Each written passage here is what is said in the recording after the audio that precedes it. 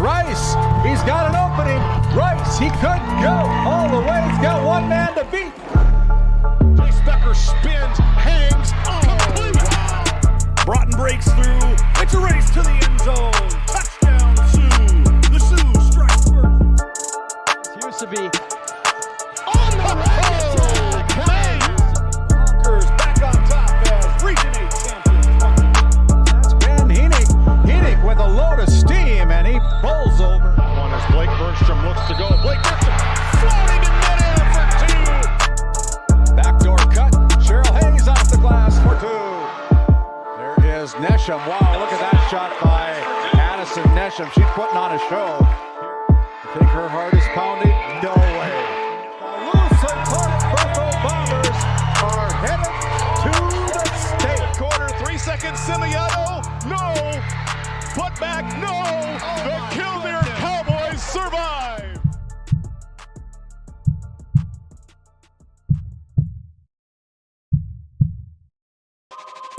This copyrighted telecast is presented by the authority of GameDay Media, LLP, and may not be reproduced or retransmitted in any form. And the accounts and descriptions of this game may not be disseminated without express written consent by GameDay Media, LLP. GameDay Media, LLP does not own the rights to the background music of this live stream. All rights belong to the music owners. No copyright infringement intended.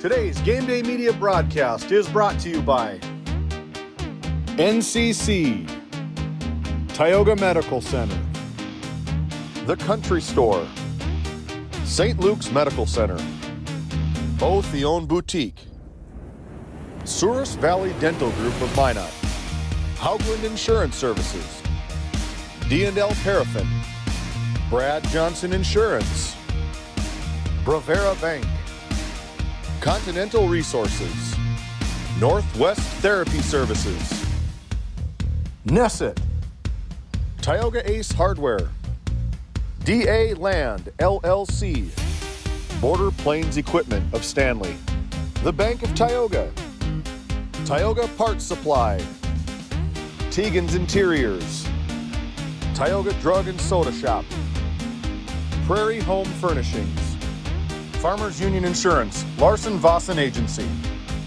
Montreal County Health Center, Brandy Larson Insurance Agency, Kyle Hansen, Financial Advisor, Wham! LLC and Dry Fork Supply, the City of Ray, Lindsay Grocery, Montreal Williams Electric Cooperative, Burke Divide Electric Cooperative, Powers Lake Athletic Booster Club, Faith Baptist Church of Kenmare, Ray Farmers Union Elevator, Gustafson Septic Service Incorporated, Tioga Pirates Booster Club, The Depot LLC, TNT Measurements Incorporated, Patriot Oilfield Service Incorporated, Liberty State Bank of Powers Lake, Busy Bees Hot Oil Incorporated, Skin by Legacy, The Food Barn, Western Education Regional Co-op, North Shore Plaza PTO, Divide County Quarterback Club, Farmers Union Oil Company of Kenmare, Red Rock Chevrolet and GMC of Williston, Investment Center Advisor Group, LPL Financial, Stanley Commercial Club, Modern Dental, EAPC Architects, Engineers, Game 1, Tioga EDC and Chamber of Commerce, RTC Networks, Flag Family Media.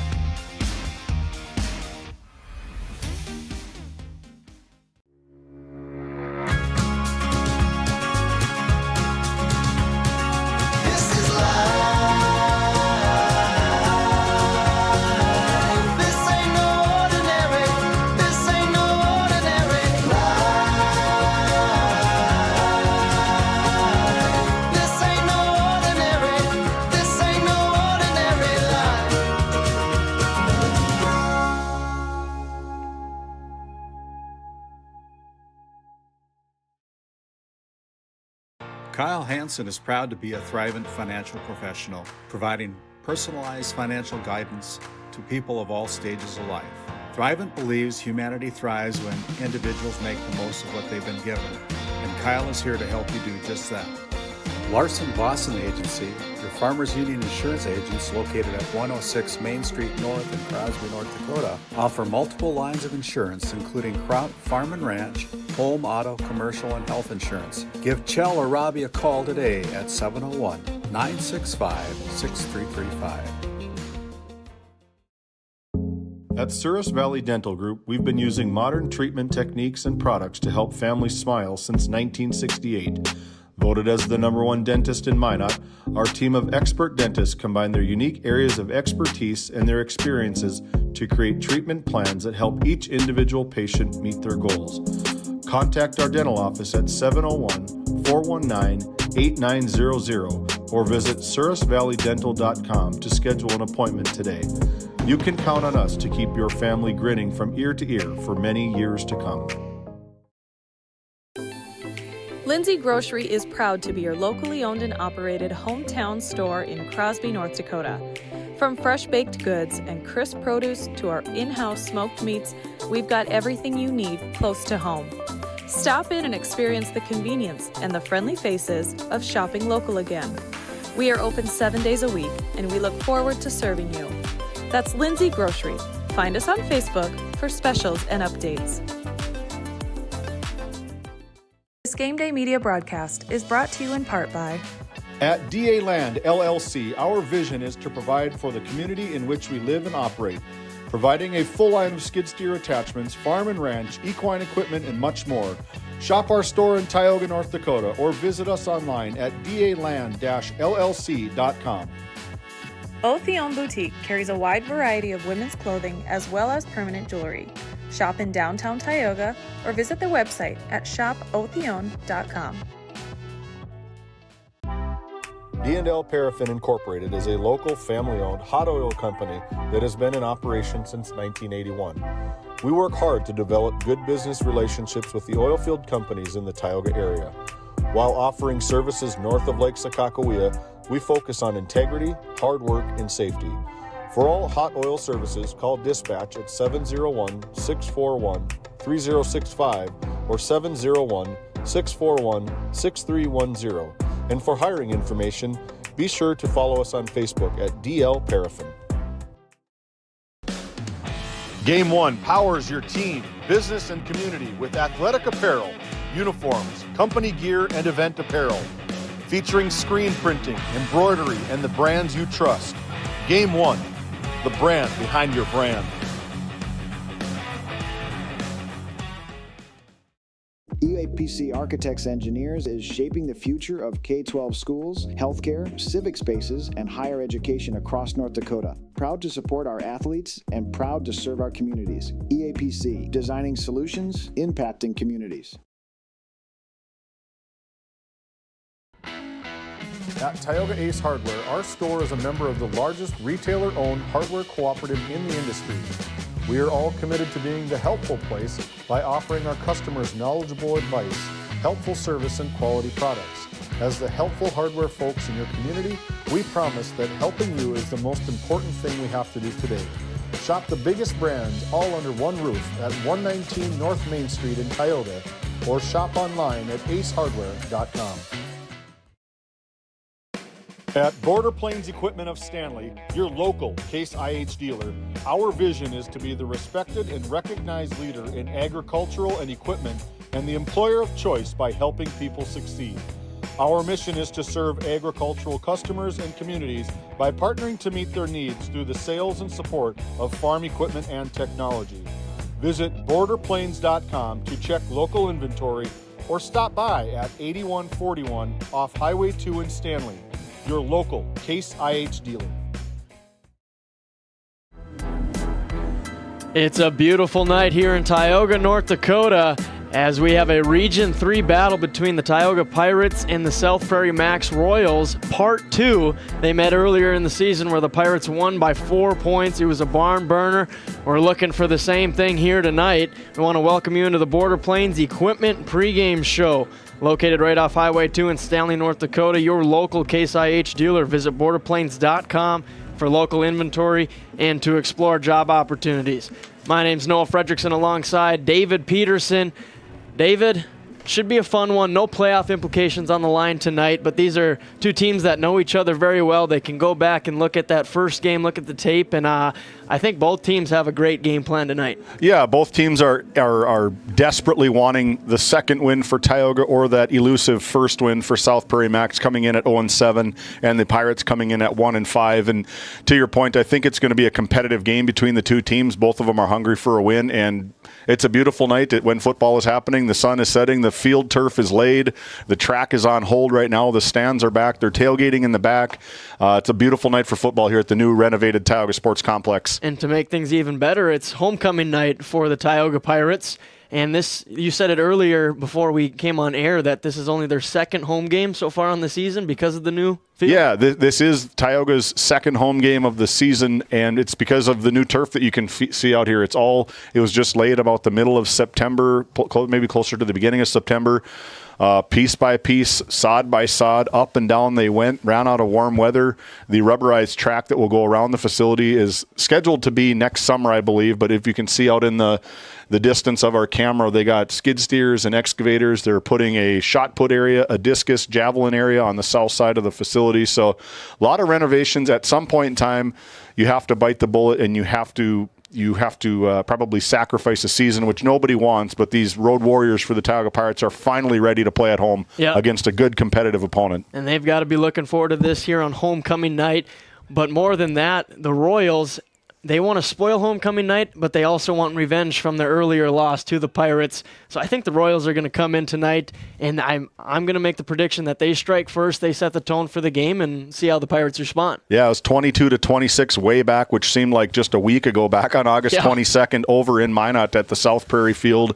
And it was a good back-and-forth battle between the two teams. Tioga was able to edge them out right at the very end, getting a 4-point victory. So I think you're probably right, partner. If they can come out and explode and get some offensive production from some of their primetime players, James Lee St. Martin, Landon Jansen, their quarterback, Jaden Hausers, I believe is how you pronounce it. If they can get the things rolling, I think look for them to get a heavy dose of these playmakers for the Royals. Yep, and we're about 22 minutes from kickoff here in Tioga, North Dakota. Looking for another barn burner tonight as we wrap this season up. Only 2 more weeks of regular season football. Both the Pirates and Royals want to get a win here tonight. Stay tuned. When we come back, it'll be time for the Lindsay Grocery Coach's comments. How it's always been done isn't good enough.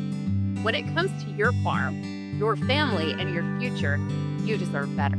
At Howland Insurance Services, we specialize in how insurance should be done. We creatively customize farm and ranch insurance to meet your marketing goals and minimize risk, providing the protection that you need. We help lessen your dependence on the bank and set you up for long-term success. Contact us today to build a brighter, more secure tomorrow. Welcome to Stanley. Our local businesses have the home field advantage, a community where tradition meets progress. Discover the charm of our past and the promise of our future, a winning combination. Support local, shop local, and be a part of something special. Take the home field advantage at visitstanley.org and follow us on Facebook. Be sure to like, subscribe, and share. This Game Day Media broadcast is brought to you by... Established in 1938, Ray Farmers Union Elevator is now your full-service grain and agronomy service facility in northwest North Dakota. Based in Ray, North Dakota, we can assist you with everything from buying the seed in the spring to burn down in the fall. Get more done in a day with Ray Farmers Union Elevator. Our paths are rarely clear-cut. You may step out of bounds, or even out on your own. No matter what it looks like, your path is personal, and that's what makes it powerful. Brevera Bank, Insurance and Wealth. Skin by Legacy Tioga opened doors February 2024. Skin by Legacy is a branch of the Minot location Legacy Health Clinic. Our goal is to bring big city conveniences to the rural and surrounding communities. We offer a number of aesthetic services and more. Skin by Legacy Tioga is open Tuesdays and Thursdays. You can find our link to book by Googling Skin by Legacy, by Facebook or Instagram, where you could book at either location. A healthier you starts here. Now accepting new patients. This Game Day Media broadcast is brought to you by Brandy Larson Insurance of Stanley offers home, auto, business, and farm insurance. For a quote, call 701-628-1414. Your local Farmers Union insurance agent. Located in Tioga, North Dakota, Lamb LLC and Dry Fork Supply are companies that specialize in gas flow measurement and equipment, along with a fully stocked oil field parts and supply warehouse in the Bakken. Give them a call at 701-664-9425 or stop by today. As your local Touchstone Energy Cooperative, we wear many hats. We take pride in serving our members and our community by going the extra mile in everything we do. Because we not only work here, we live here. Brought to you by your local Touchstone Energy Cooperatives. Tioga's many locally owned businesses welcome you to stop, shop, and even talk. Our local owners would love to strike up a conversation with you and share their knowledge and expertise. From gifts to clothing, coffee to auto parts, Tioga has what you want. Come shop Tioga. You'll find what you're looking for, but you might leave with even more. Hey, welcome back into Game Day Media. We've got head coach of the Royals, Nick Thompson, as part of our Lindsay Grocery Coach's comments. Go ahead, Noah. Thanks, David. Here with Nick Thompson. Coach, you lost to him earlier in the season, but now it's homecoming in Tioga. A lot of energy in this game tonight. How do you kind of get your get back? Well, the boys are definitely motivated. We felt the last one slipped away from us, so there wasn't a whole lot of motivation we had to give them because they were pretty motivated already. And kind of game planning for this one. After a loss, you kind of able to go back and watch that film, prepare for the team again. What's going to be the difference tonight? The difference tonight is we're going to know more what we're doing. It was first game and new system, so we didn't know what we were doing, and we still did pretty okay. So we understand more now, so we will be okay, I think. And lastly, talk about the importance of getting off to a fast start on the road. Very important. Don't let the crowd get involved, obviously, because that's a big factor, and just to give the boys some confidence. Sounds good, Coach. Good luck tonight. Back to David. Thank you, Noah. Excellent job downfield. We're going to send Noah from sideline to sideline to try to catch up with head coach Tim Schaefer of the Tioga Pirates here on Homecoming 2025 in Tioga. We'll be back with some more Lindsay Grocery Coach's comments after this quick timeout. At work, the Western Education Regional Cooperative, we believe in collaboration to strengthen education across communities. We provide the tools and training to help you help your students succeed. Work brings learning to life with new opportunities. From teacher training to student success, the Work Center is working for you. We bring cutting-edge training in AI, instructional coaching, school strategic planning, and so much more. Learn more at workcenter.com. Let's go to work.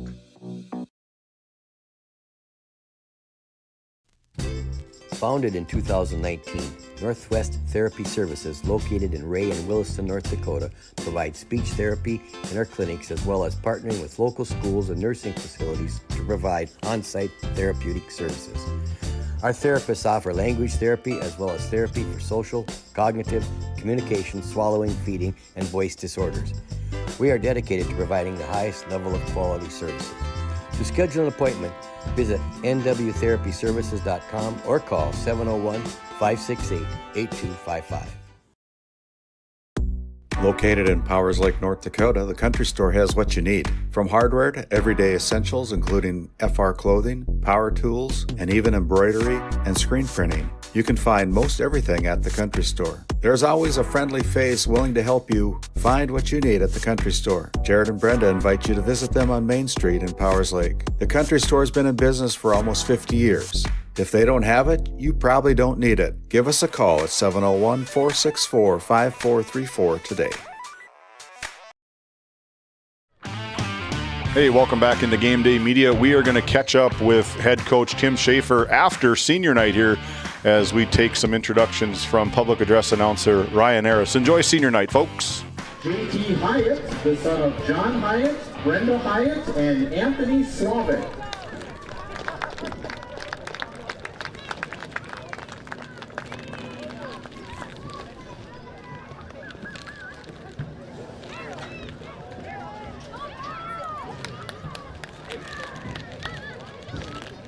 And Diego Garcia, the son of Ronald and Clara Garcia.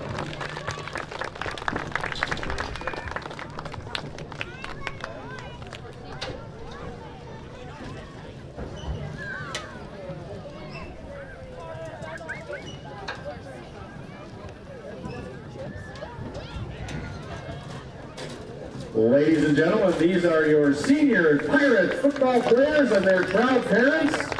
Gentlemen, we thank you for your years of participation in the Tioga Pirate football program, and we wish you the best the remainder of the season and in all your future endeavors. I want a nice round of applause for your senior Tioga Pirates. There you have it, the introduction of the seniors. We're going to kick it down to Noah Fredrickson with our Lindsay Grocery Coaches comments with Tim Schaefer. Noah. Yeah, now down here with head coach Tim Schaefer. Coach, senior night, homecoming. What's kind of been the message to your team throughout this past week? Well, a lot of things going on tonight, and finally another home game, which has been one of those things we haven't had a lot this year, so we're happy to be playing at home. I told those seniors earlier, this is your last home game. Go out there, have a lot of fun, and play hard. And what's the biggest key of taking advantage of this great moment for the Pirates? Well, we got to control the line of scrimmage and get after it. We had a tight game with them earlier this year, and we expect that again tonight, too. We're going to have to play sound football on both sides of the ball and have a lot of fun out there and get after it. And talking about your offense, Weston Lallam's out tonight. How does that kind of shake up the game plan? Well, those other guys are going to have to step up. Gunner's going to take all the snaps now tonight, and we're just going to have to pick up for those guys that can play the night and just play hard. Next man up. Next man up. Thanks, Coach. Good luck tonight. Back to you, David. Excellent job, Noah. Thank you again for these two coaches who take part in our Lindsay Grocery Coaches comments. Lindsay Grocery, located right up in Crosby, North Dakota, where community meets quality every day. You can find them on Facebook for daily, weekly deals, your favorite grocery store, and that it is. It's a beautiful, they renovated the facility, renovated the parking lot. Casey and Devin Lindsay, owner-operators of Lindsay Grocery, do a fantastic job up there. Visit them, check them out. They got a lot of specials almost every single day of the week. It's real proud to have them on board with Game Day Media. We're going to power through here. We're going to start looking at some of our in-game sponsors. We're going to go straight into our starting lineup, as I wasn't able to get the starting lineup graphic built quite yet because I didn't get it from the coaches until just about 10 minutes ago. So the South Prairie-Max Royals go this way. They are going to be starting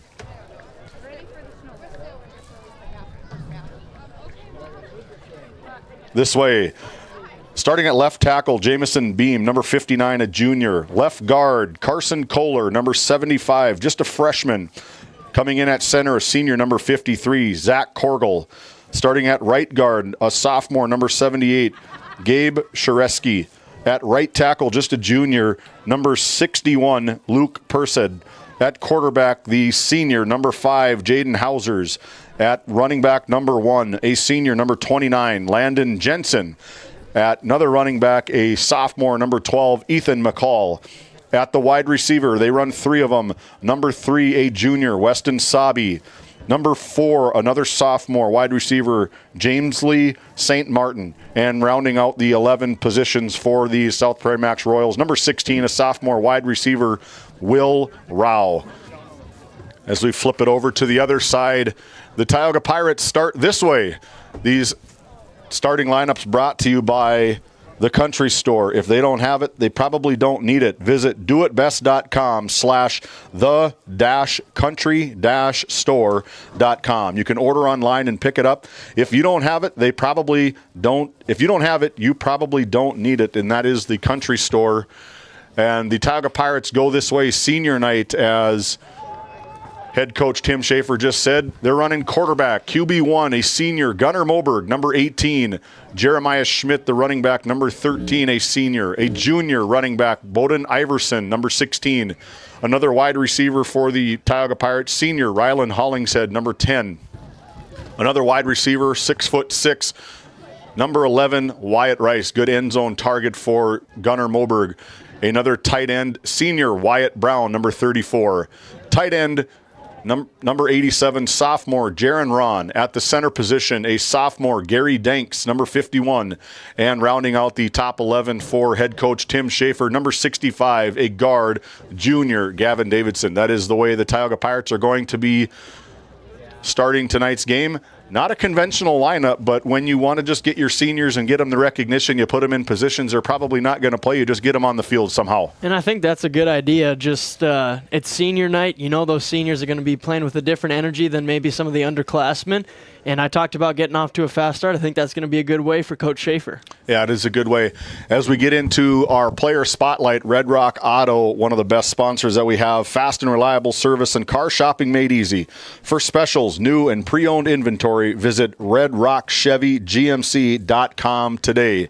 And take it away, partner, our Red Rock spotlight player for the South Prairie-Max Royals, drum roll please, is... For the Royals, it's going to be James Lee St. Martin, just an athlete. He's played some quarterback, some running back, some wide receiver. He can kind of do it all. So if I'm the Royals, get him the ball, get up and down the field. He's going to be a big one to watch tonight for the Royals. Big target. Looks like he stands about 6'3" for the Royals. Definitely, like you said, end zone target. Get him the ball. You want to get these playmakers the ball.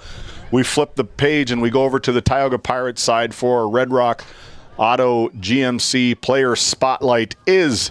And for the Pirates, it'll be Jeremiah Walsh. We've seen a lot of him from the Pirates. He's been their top ball carrier with almost 300 yards on the season. And he looks to be a focal point for this Pirates offense along with their defense. He's going to get the ball a lot tonight, and I think he'll do good things. Yeah, we saw him against the RPL Outlaws, and he was one of the bright spots for the Tioga Pirates that night. I think he had 140-some yards rushing, 2 touchdowns, lots of carries. He comes into the game as their leading rusher with 32 carries and 229 yards, and half of that came in one game against the RPL Outlaws. He also... doesn't have any touchdowns quite yet, but they do get back another one of their playmakers, Bowden Iverson. He's been on the injured list for the last couple of weeks. But those are our 2 Red Rock Auto player spotlights. With that, we are going to take another Nesset timeout, and we get back. We are 8 minutes from our Northwest Therapy Services kickoff. We'll take a look at the polls, take a look at the schedule, talk about the teams and towns that we're covering right now. There's a big one down in Alexander. For the healthcare services you need, an expertise you can trust. It's right here at home with Tioga Medical Center. You're important to us, and so is your well-being. From primary and specialty care to surgical services, we're committed to caring for you at every stage of life. There's no place like home with trusted, familiar faces. You can trust me. You can trust us. You can trust Tioga Medical Center. Trusted healthcare here at home. Do you find yourself driving to the bank each week, writing too many checks each month, paying too many fees? As a business owner, you have a lot to worry about. Don't let banking be one of them. Contact the Bank of Tioga to explore how we can simplify your banking experience and empower your business to reach its full potential. Our team is committed to providing you with seamless banking experience tailored to your business needs. From digital banking solution to personalized support, we are here to help you thrive. The Bank of Tioga banks businesses, and we are here for you. Imagine if you had more time for what really matters. Do more with your money at the Bank of Tioga, member FDIC. Nesset is here to provide services to the oil and gas industry. We have a fabulous, fabulous geologic jackpot right here in North Dakota.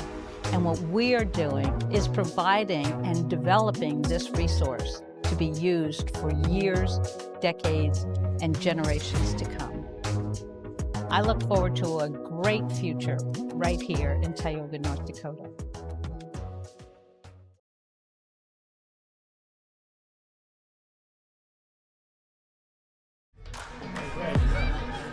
Welcome back into the Border Plains Equipment pregame show. Just over 6 minutes until kickoff. David, when I was on that field, you could feel the energy, and if I didn't know any better, it felt like a playoff football game just between these two teams tonight. You can fear some rivalry down there, and both teams are ready to go tonight. Can't ask for much more between two teams who are out of the playoffs playing in October. Yeah, it is their playoff. That's a great point.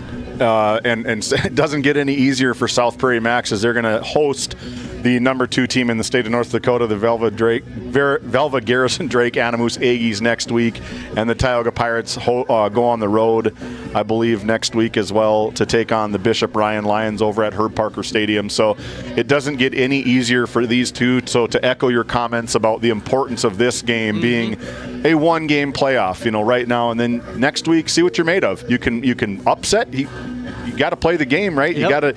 You got to make everything happen. So I'm looking forward to tonight's game as these 2 seasons go on. It's definitely rebuilding for both of these programs. South Prairie-Max is new to the football program. They were a 9-man just a couple years ago, so they're trying to find their niche of where they should be at. So as we talk about trying to find out where teams are at, let's take a look at our 9B polls. No change. New Rockford Cheyenne Rockets, 13 of the votes. Number 1, Bennett, number 1 almost all season long, sitting at a perfect 7-0. There's something in common between these top 5 teams.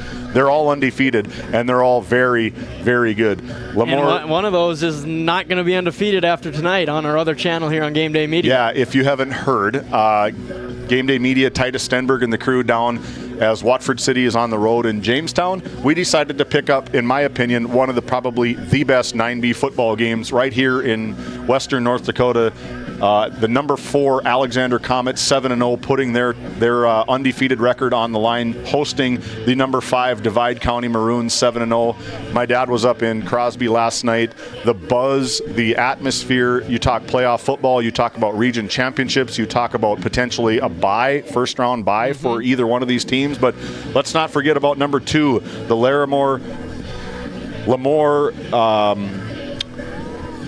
Lobos, number 2, 6-0. Linton HMB getting 1 vote at number 3, no change, 7-0. Alexander and Divide County, 4-5. The other receiving votes, Hankinson at 6-1. And new to the top 5 received votes is Kidder County coming in at 6-1. So a very, very, very good football team. And like you said, one of these teams is going to be with a 1-loss record going forward after tonight. Yeah, and we kind of got the other version of that between Royals and the Pirates here tonight, but I think it's going to be 2 great games. You got Randy Peterson on the call in Stanley right now as Stanley takes on Botno. So then once that finishes up, I wish you could do multi-screen on YouTube. Have this game on one side and the Divide Alexander game on the other. I mean, we got a lot of screens here, Noah. We can get everything up that we want to see. But as we take a look at the 11A state rankings brought to you by the North Dakota Associated Press of Sportscasters and Sports Writers Association, the Cardinals on top again, 16 votes. The Langdon Area Munich Cardinals, number 1, 7-0. The Velva Aggies, the Drake Animus Garrison Aggies, jump from 2 to 3. The last week they're at 3 at 6-1. They're hosting Bishop Ryan Lions tonight down in Velva. Number 3, we saw them just a couple weeks ago, the Killdeer Cowboys, a very, very fast team. You talk about no huddle. That is a team that literally doesn't even get anywhere close to a huddle. They go, go, go. It's going to be a fun playoff push for the Killdeer Cowboys. The Park River Area Aggies, 1 vote for state rankings, coming in at number 4, 7-0 to round out the top 5. The Ellendale Edgeley Culm Thunder, 6-1, number 5. And the others receiving votes, you can watch them over on Game Day Media, are the Botno Braves, a fantastic looking football team. Flirted with being in the top 5 earlier in the season and kind of hovered around 5 and received votes for most of the season. And as we talk about Region 3 matchups, there's another one in Des Lacs between the Lakers and the Outlaws. That's the battle for at least the 3 seed out of the Region 3. Yeah, we talked about it last week that RPL can kind of right the ship of how they want to end the playoffs. They take on a Des Lacs Burlington team that is currently not rated, I believe, but in the region they could go from 2 to 3 tonight, and they could go from 3 to 2 maybe on next Friday when we cover them up in Botno. We are going to be up in Botno. Noah and I are going to leave early, get up to Botno, cover these Braves and the Outlaws, and if they can win tonight and they can win, they can secure that number 2 seed. As it looks like we are going to send it to the national anthem here in Tioga as both teams line up.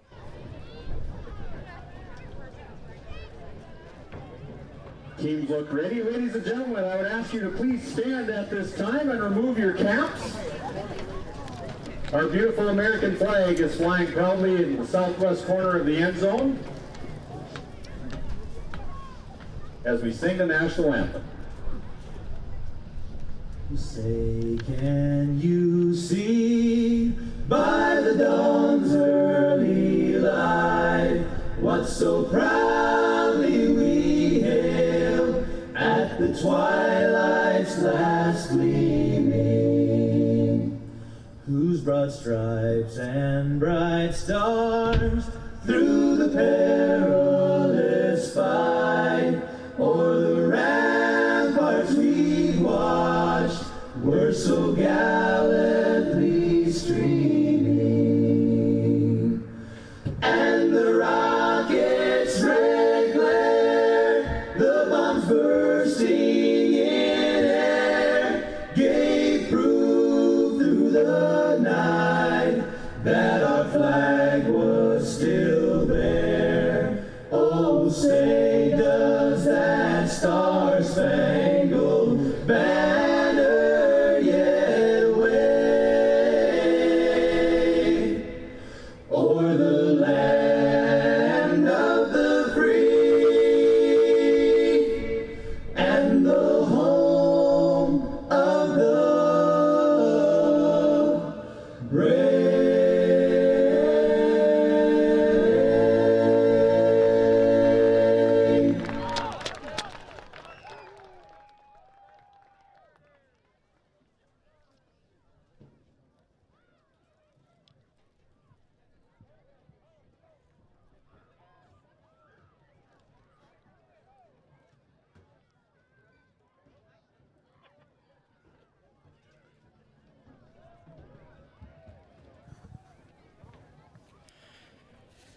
And a very pleasant good evening, ladies and gentlemen. We welcome you to Tioga High School for Homecoming 2025.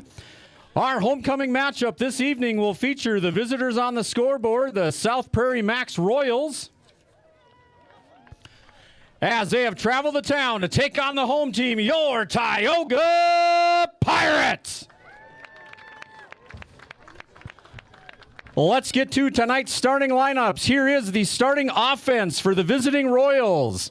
At left tackle, a junior, number 59, Jamison Bame.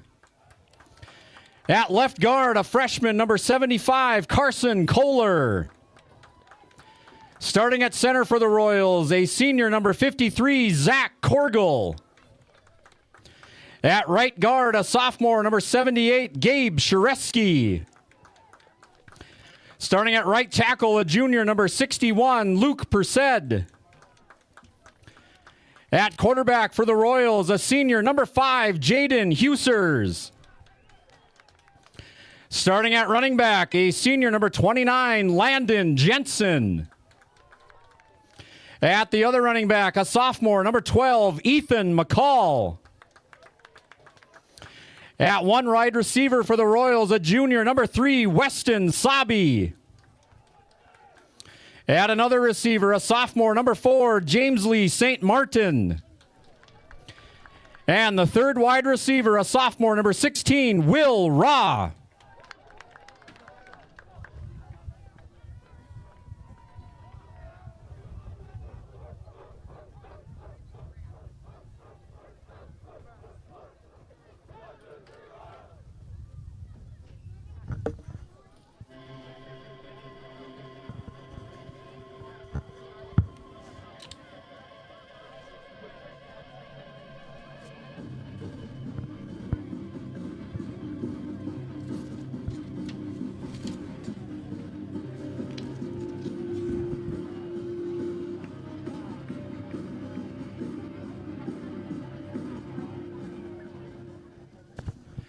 And now on senior night, here are your 2025 Tioga Pirates seniors. He wears number 10, Rylan Hollingshead. Number 11 for your Pirates, Wyatt Rice. Number 13, Jeremiah Schmidt.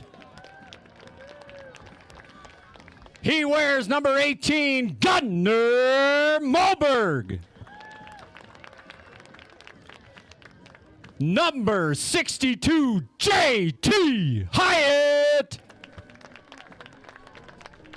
And wearing number 74 with the pirate flag, Diego Garcia. Your Tioga Pirates are coached by Tim Schaefer, assisted by Brody Odegaard, Jay Slalom, Mike Rizzo, and Brent Danks. As there's your starting lineups, and now it's time for some football, but you can just feel the energy. Both teams want the win. Tioga Pirates fans are fiending for a win here at home, only their second home game of the season, and they want to take advantage of the opportunity, and we're ready to go. I'm excited. David, welcome along. Thanks for having me. Yeah, it is. Anytime there's football being played, that's the best day of the week, in my opinion. Yeah, looking forward to it. The worst part about this is that it's coming to a close. Yep. The playoffs are just 2 weeks away, so we're looking forward to some good competitive football from here this week, next week, and then we're going to make some big decisions on playoff football. Do we follow the Maroons? Do we follow the Alexander Comets? Do we go down to Killdeer and follow that push? Do we follow the Outlaws? Do we follow the Watford City Wolves potentially? We got a lot of options, just have to find some opportunities of where they may come. So it's very exciting for Game Day Media. Thanks for tuning in. If you haven't subscribed already, make sure you hit that subscribe button. Get all the notifications. We're going to be busy here coming up the next month or two. So make sure you subscribe to our channel. You can find us at Game Day Media ND. You can find us on Facebook at Game Day Media. And we are ready for kickoff, partner. Yep, here we are with the Northwest Therapy Services kickoff. Locations in Williston and Ray, North Dakota, providing speech and language therapy and much more. And it's an onside squib kick, but it's recovered by the Pirates, and they're gifted some great field position at their own 45. Yeah, Hans Halverson, just a freshman, big number 57, ready for it. Probably not ready for the onside kick right off the bat, but trying to catch the Pirates off guard just a little bit, but unsuccessfully. And you're going to have a night trying to find out where these numbers are. Typically, they're painted in, but they just, probably for 2 games, they said, we'll do it up real good next week or next year. I will be guessing all night. Hopefully I guess right. But here we are, Pirates at their own 45, Moberg under center. Jeremiah Schmidt behind him. Moberg takes the snap, inside zone to Schmidt, and he is met in the A-gap. Gain of maybe 1 yard. What a hit. Yeah, definitely. Big number 29, Landon Jansen. I feel like we're going to be calling his name coming out of his linebacker position all night long. He looks like a linebacker. He's got the play call sheet on his left forearm behind a big defensive line, number 75. Also on the play, Carson Kohler, just another freshman. So a lot of youth for these Royals, and excited to see where they can go in the future. So now 2nd and 9 in the same formation for the Pirates. Moberg takes the snap. End around, but he drops the ball, and the Royals are on it, and that is a turnover for the Pirates on homecoming. As we take a look at that RTC Network's instant replay, we won't. Number 59, Jamison Bain falls on it for the Royals. Jamison Bain getting his big bear paw in there, unable to get the handoff, but able to fall on the ball, and a big turnover for the what did I say, David? South Prairie-Max Royals, yeah. I predicted the Royals to strike first. Now we got to see how the Pirates respond. So now 1st and 10 for the Royals on the Pirates' 43-yard line. See if the refs call that.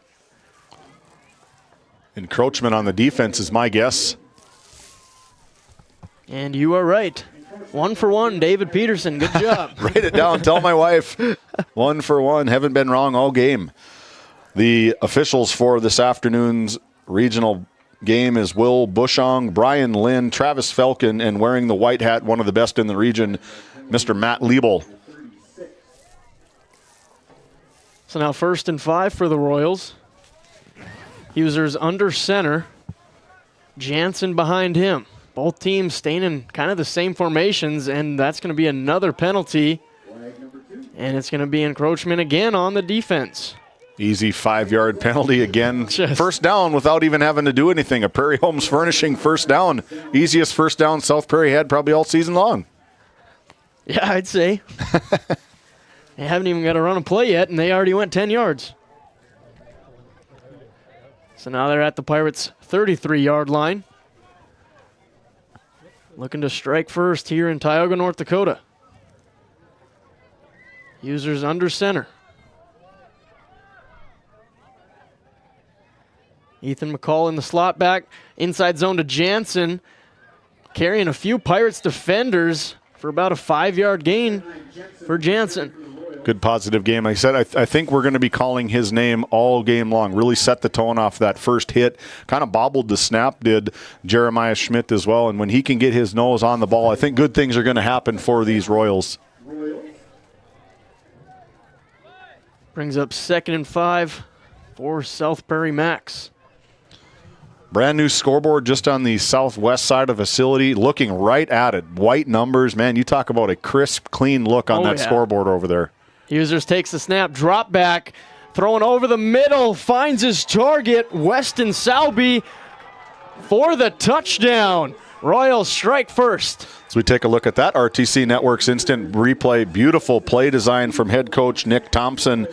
Quarterback drops back, and it's just a little seam out of the backfield, runs right down Broadway, burning Gunnar Moberg in for a touchdown from 27 yards out. Nice play design. You called it in the pregame. I think the Royals are here on a mission. They're going to try knock them out early and often, see what the Pirates can do here on this 2-point conversion. Users under center. Sends McCall in motion. Go to the pitch outside to Salby, trying to get to the edge, but it looks like the Pirates hold. No good. Pirates save 2 points, but as we look at the NCC scoreboard, it's 6-0 Royals. A minute and a half into the game. As we look at that beautiful toss from Husers to Salby for 6. We're going to take a Nesset timeout, and when we come back, the Pirates get another crack at it. This Game Day media broadcast is brought to you in part by Tegan's Interiors, located on Main Street in Crosby, North Dakota. Follow them on Facebook or find them online at tegansinteriors.com. Gustafson Septic Service Incorporated, family owned and operated since 1986. Offering septic service, portable restrooms and hand wash, sewer jet and camera services.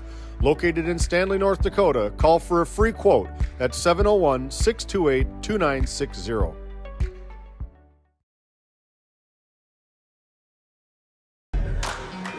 As we come back here for another Northwest Therapy Services kickoff. See if the Royals try to catch him on a squib again. That one's through the hands. Schmidt picks it up, runs out of bounds.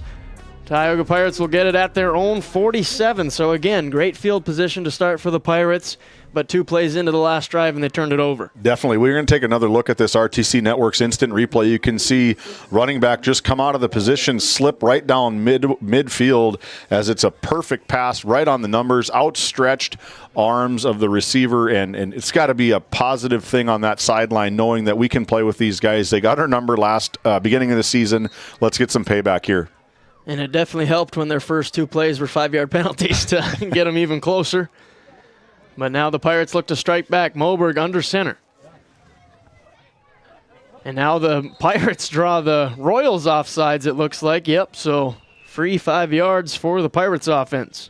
Well, make sure you have that penalty cell ready to go, loaded up, ready. 3 penalties already in the first quarter and just a minute and a half to play here. Yeah, both teams using that hard count, trying to see how easy they can make it on their offense getting down the field.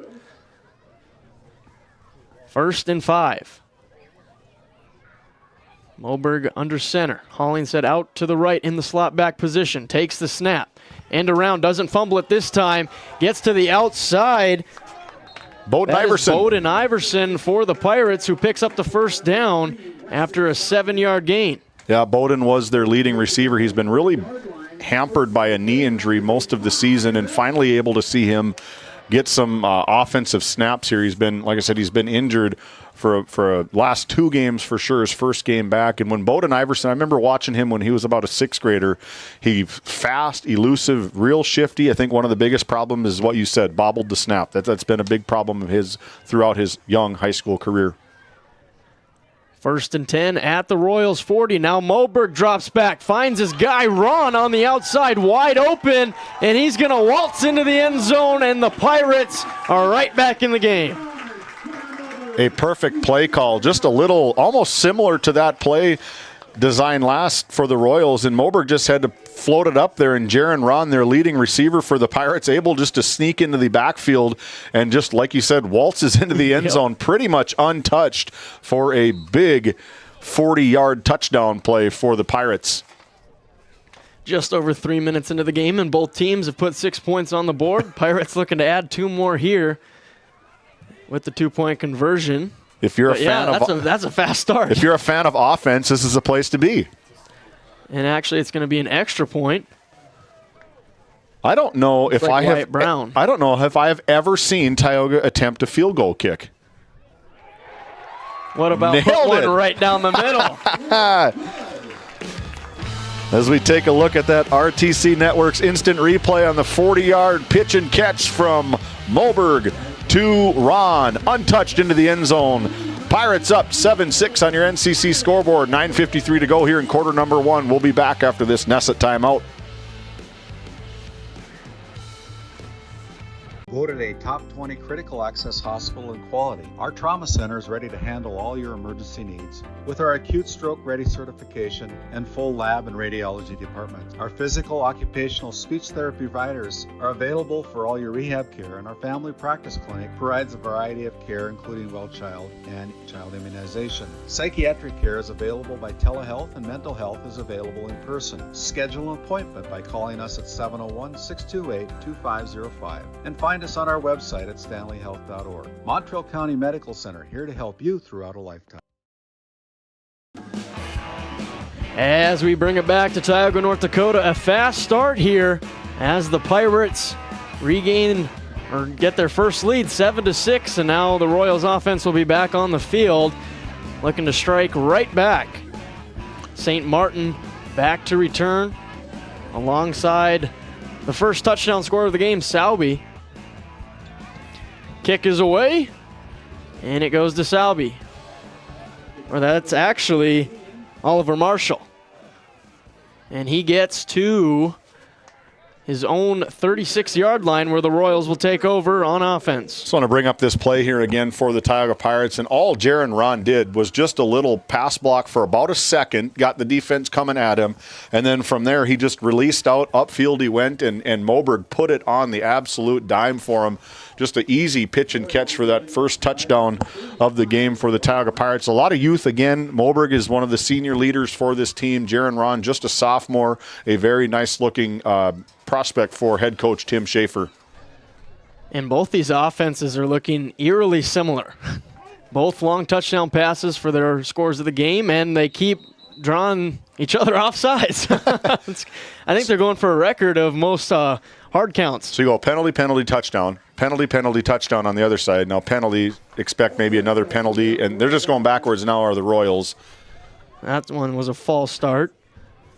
Makes it 1st and 15 at their own 30-yard line. We're teasing off air. Matt Liebel was one of the officials last year that we mic'd up, and he said, I think I expect a royalty payment for all of the calls that I make. So Matt, we'll double our payment to you after this game because you've already got some pretty big work in the penalties section already.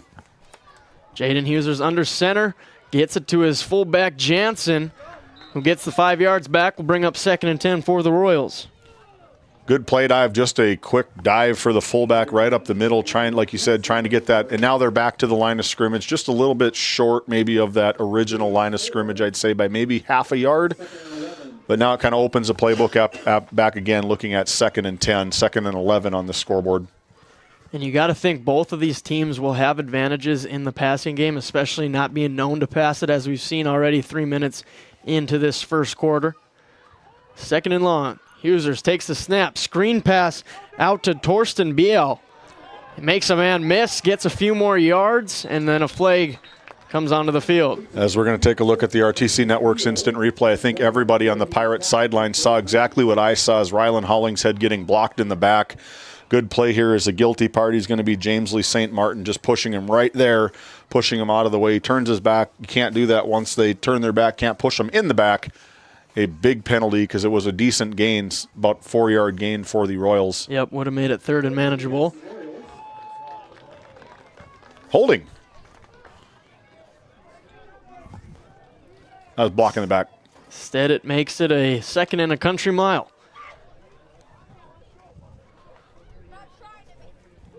Second and 20. two of the sponsors that GameDay Media has since the beginning, DA Land and the Tioga Booster Club. We'll pull it up here in a little bit, but both of these companies coming together. DNL Paraffin also coming together, tailgating on the backside of this press box for the community. Free will donation towards the Pirate Booster Club, trying to get some more stuff here for the Pirates. The deep pass. User slings one to Beal, but that's going to be incomplete. The ball was there, went through his hands, and that would have been a first down if he was able to haul that one in. We see that a lot. Jace Becker does that a lot. He just throws it out there, throws it on that outside shoulder, falls harmlessly to the ground if it's incomplete. But that was really good pass defense from Rylan Hollingshead. I believe it's only his second season playing football, and I know for a fact that there's nobody on the football field that's going to outrun him. He's one of the best athletes in Western North Dakota, very talented. I believe he signed a letter of intent to go to Minot State next year to run track and field for the Beavers. So look for him to make an impact here this game. Now Huser's audibles to the gun. 3rd and 20. Man in motion, jet sweep, read option, and the Pirates are not fooled as Jaron Ron brings them down in the backfield.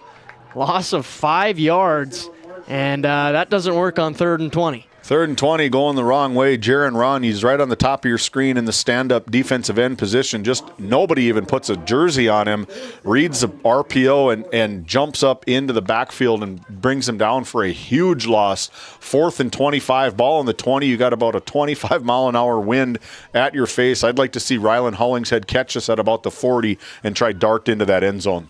Let's see that track speed that you were just talking about going to Minot State to be a Beaver. High Blocked. snap. Oh, just missed it. Looks like they might have nicked it a little bit, but it's still able to travel, and St. Martin puts it down at the 46-yard line where the Pirates will take back over. We're going to take a Nessa timeout, and we come back. Pirates on offense. Located in Crosby, North Dakota, Brad Johnson Insurance has been helping clients find insurance coverage since 1986. Our team is passionate about serving the community in which we live and pride ourselves on getting to know our clients to best serve their needs. Our staff is active in the public and strives to better our community through participation, involvement, and by supporting area events and youth programs. For a quote, visit bradjohnsoninsurance.com or call 701-965. As we come back, Bowden Iverson on the end around, and he's going to score. Sorry, got to the play late, but we got to see the end. Touchdown. Sorry, Pirates. Brad Johnson Insurance. Don't worry, we'll pay you back. But when Bowden Iverson breaks one loose, we cut every commercial to get these kids a highlight. A huge 46-yard touchdown on the end and around for Bowden Iverson. Almost untouched, made one man miss into the end zone from 46 out. And it'll be Wyatt Brown coming on for another extra point. Nailed the first one, looking to go 2 for 2. Hold is down, kick is up, and it's blocked. And that's going to be a dead play as the Pirates put 6 more on the board. Looking at the NCC scoreboard, it's 13-6 Pirates. 7.5 left to go in this opening quarter. Located in Crosby, North Dakota, Brad Johnson Insurance has been helping clients find insurance coverage since 1986. Our team is passionate about serving the community in which we live and pride ourselves on getting to know our clients to best serve their needs. Our staff is active in the public and strives to better our community through participation, involvement, and by supporting area events and youth programs. For a quote, visit bradjohnsoninsurance.com or call 701-965-4200 today. Back here on GameDay Media, live on YouTube. Also have Alexander and Divide County on our other channel, along with Botno and Stanley, which should be in the second half by now. Last time I looked, David, Botno was up 14-0, so Stanley's hanging around. Hanging around. We saw it last week when they played the Outlaws. It was the first quarter, they hit Ty Barman, got the fumble, scored on the very next play. So they have some of the weapons on the Stanley Blue Jays. They just need to get some multiple possessions, multiple positive yards. We saw that there's a lot of talent there. I think Jackson Lorenz is getting these guys in the right places. Sky kick here from the Pirates, and that's going to go out of bounds. Gift in the Royals some great field position to try to march down and tie this ball game up. That also looks eerily similar to the RPL Outlaws kickoff that we saw last week, where Cade Nordloff buried him on the corner over there about 3 or 4 times in a row, and actually the Outlaws able to recover one of those onside kicks 45 yards deep. If that's what you want to call it, Yeah. you can. It works. You can find that opening, and your guys can race down and get to the ball. But then you also, just like the Pirates, kick goes out of bounds. Yeah, it's a risk-reward play. Are you willing to risk it going out of bounds for the small reward that is probably there sprinting down the sidelines? If you can put a fast gunner on that outside, it might be a good opportunity to strike and get something.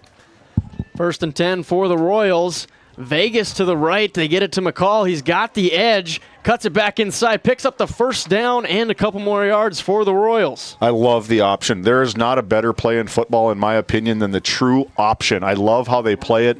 All you got to do is watch that defensive end, Jaron Ron. They're going to option him. He goes after the quarterback. They pitch it out. Perfectly executed. Landon Jansen out lead blocking. Good positive yards. 10-yard plus gain. 1st and 10 for the Royals. At their own 47-yard line, Huser's under center. Brings Jansen over to a slot back position alongside McCall. Brings Sabi in motion. Pitch left to Sabi, and the Pirates are ready, but he slips Iverson's tackle, gets to the edge and out of bounds.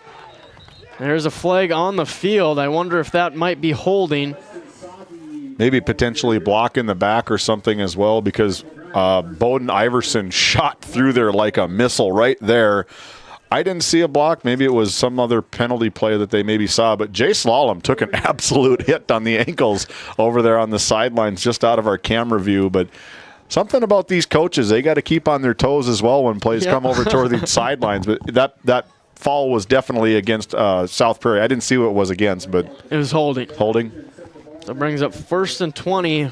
The Royals now 4 penalties for 30 yards. Not only is Colton Lenzen one of the best cameramen that we have, he's also our best in-house official. Giving us all the calls.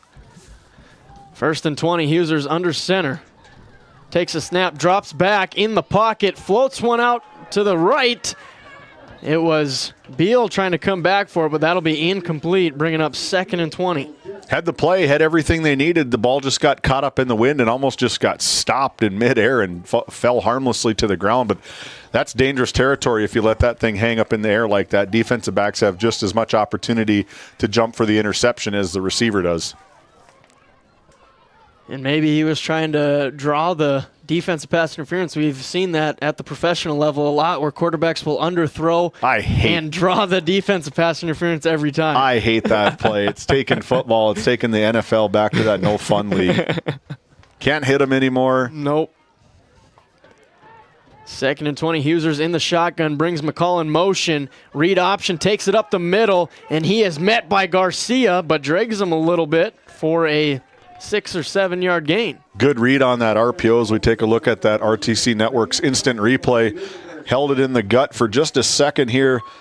Read the defense. The defensive end was ready to turn it upfield, and Diego Garcia puts his big 250-pound hands on top of him and brings him down for a decent gain for the Royals. Still makes it a 3rd and 14 after the 7 yard gain. Huser's under center. Jansen lined up in the fullback spot behind him. Brings McCall in motion. Going option to the right. Tosses out to McCall. Trying to get to the edge. Puts his head down. Oh, my goodness. And he is put down. Another flag on the field. I don't know if you call that maybe unnecessary roughness, but I believe that was number 34, Wyatt Brown, flying in. I'm going to say personal foul. Face mask. Face mask. Yeah, you can see it. He jumped on the back just a little bit. I was watching the call before the replay, but it was a huge hit from Wyatt Brown.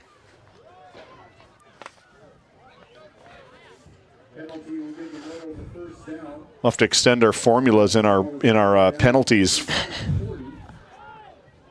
5:49 to go here in quarter number 1. 13-6. Pirates up on the Royals. The co-op between South Prairie and Max. Putting together a little drive here. 1st and 10. Huser's under center. at the Pirates' 40-yard line, brings St. Martin to the left side of the field, bunched up to the left, brings the guy in motion, Sabi, back to that read option, up the middle for Husers, gains a few yards, but great defense by the Pirates. They're doing a really good job of setting that up because I think at one point in time, Weston Sabi's going to get the ball and he's going to book it around the ends. They're just trying to bait the defensive ends on both sides, the bookends, trying to keep them honest, really. 2nd and 8 for the Royals. 1 for 3 on passing, but that one was a 28-yard touchdown, and haven't seen them attack the middle of the field since that big opening play for the Royals. With just under 5 minutes to go, once they flip the field, if they still have the offensive possession, they could maybe air it out with this big wind coming from the east to the west. In the shotgun, screen pass out to Will Rao, who gets about no gain as the Pirates are ready for the screen. Good play. I like the screenplay. Just get it out into your playmaker's hands. Get it out of the quarterback's hands, and let's see if you can just break one tackle and you can go to the end zone almost untouched. Loss of one. And I think on that alignment, they had Rao by himself to the right. That's kind of where you want to have a slot receiver where you throw the outside screen and then the slot can go block for you. That brings up 3rd and 8 for the Royals. Husers brings Sabi in motion. Option to the left. Husers is met by Jeremiah Schmidt and brought down, no gain on the play. Big play by the senior homecoming king. Jeremiah Schmidt reads it just right, puts his big left shoulder right into the belly of the quarterback and drives him down for no gain, 4th and 9 on their own 38-yard line. So this is do you punt it here? Do you try bury the Pirates deep, or do you go for it here? If you ask me, I'm going for it every time as a quarterback myself. True offensive guru right there. Trying to air it out. Husers takes a snap, drops back in the pocket, puts one over to Sabi, and he is hit by Iverson as they cross paths, and Sabi went down. That's a good play by Bowden Iverson. I'm not quite sure if he even realized what he did. He knocked it away versus getting that interception. You probably get about a 20-yard going the other direction. Here's the big play. Boom. Both of them hit right at the point of contact between Bowden Iverson and receiver. And thankfully, both of them are up. The ambulance is sitting over on the side. We saw a kid getting taken off last week by the Ray ambulance. So good play. I'm glad there was no penalty. There was nothing dirty about any one of those plays. So good to see everybody walk off the field after that big collision. There's going to be a timeout on the field as we're going to send it to the Tioga Medical Center sports desk, and we'll come back right after this nested timeout.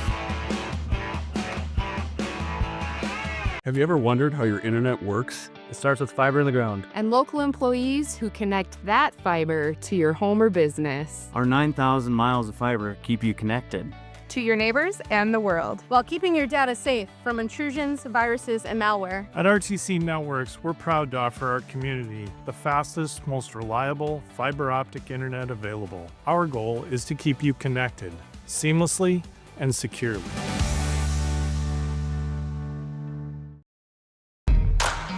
Hey, welcome back into Game Day Media. My name is David Peterson alongside my season-long partner, Noah Fredrickson. We got a new sponsor to showcase. The Tioga Community Halloween Party presents Bakken Nightmares Haunted House. Open October 2025 schedule, the 11th, 17th, 18th, 24th, 25th, and the 31st. It is open at 8 p.m. It only costs $20 to get into it. Not recommended for 3rd graders and under. We ask that kids 6th grade and under be escorted by adults. Thank you for coming on board with us, the Tioga Halloween Committee. And I tell you what, I went to it, and it scared one of them. It scared the absolute bejesus out of me. They do a great job. They entertain the community. I love that they do stuff like that. Keep kids out of trouble. Go to the Halloween party. They have a Halloween party on the 31st. Costs a whole $1 to get into it. You can walk away with all sorts of prizes. You can walk away with, of course, all of the trick-or-treating candy. They do cakewalks. They do all sorts of stuff.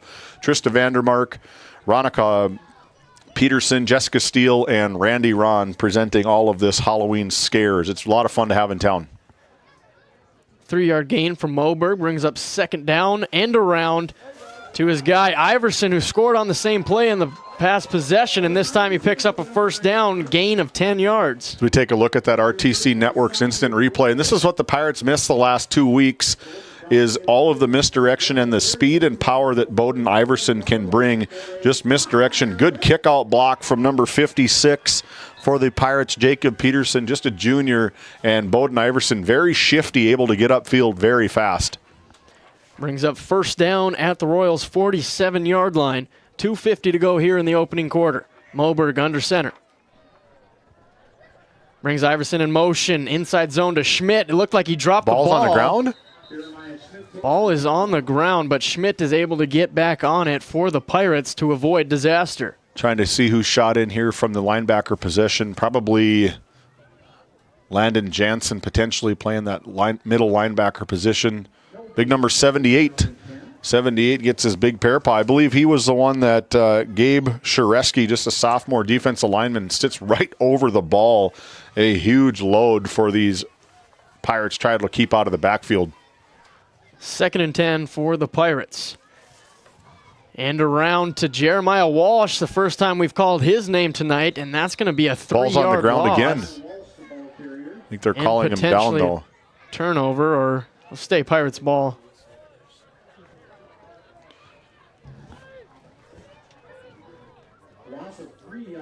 First carry of the night for Jeremiah Walsh. And now it's 3rd and long for the Pirates offense. See if they allow Gunnar Moberg to use his arm like he did on the 40-yard touchdown to Jaron Ron earlier in the quarter.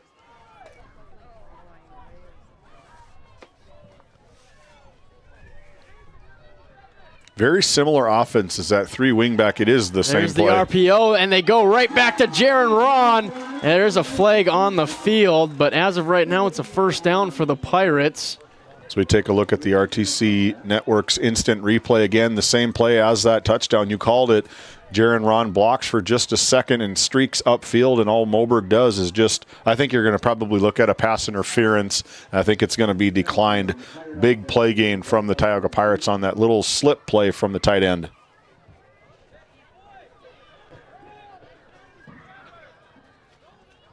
Looks like they're are backing up. They're going backwards the other direction. I saw a little tug of the jersey as Jaron Ron went downfield, but evidently that's a huge 15-yard penalty for the Tioga Pirates. Puts them at the 35-yard line. 4 penalties, 40 yards now for the Pirates. Now that's a country mile. That is a country mile. That's 3rd and 28 from their own 35-yard line are the Pirates. And now Moberg in the shotgun for the first time tonight. Takes the snap. In the pocket, floats one way up in the air, and it lands just outside of Iverson's hands as it bounces off his chest plate, and that'll be incomplete, bringing up 4th down. 4th down for the Pirates.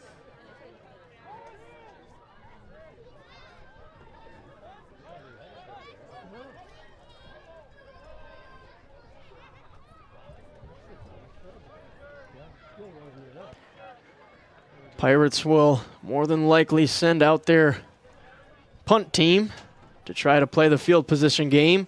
James Lee St. Martin, the playmaker, haven't called his name yet in the game, looking for an opportunity here on the punt. And that looks like a timeout on the field from Coach Nick Thompson and the Royals, as we'll send it to a Nesset timeout break, and we'll be right back. 4th and long for the Pirates.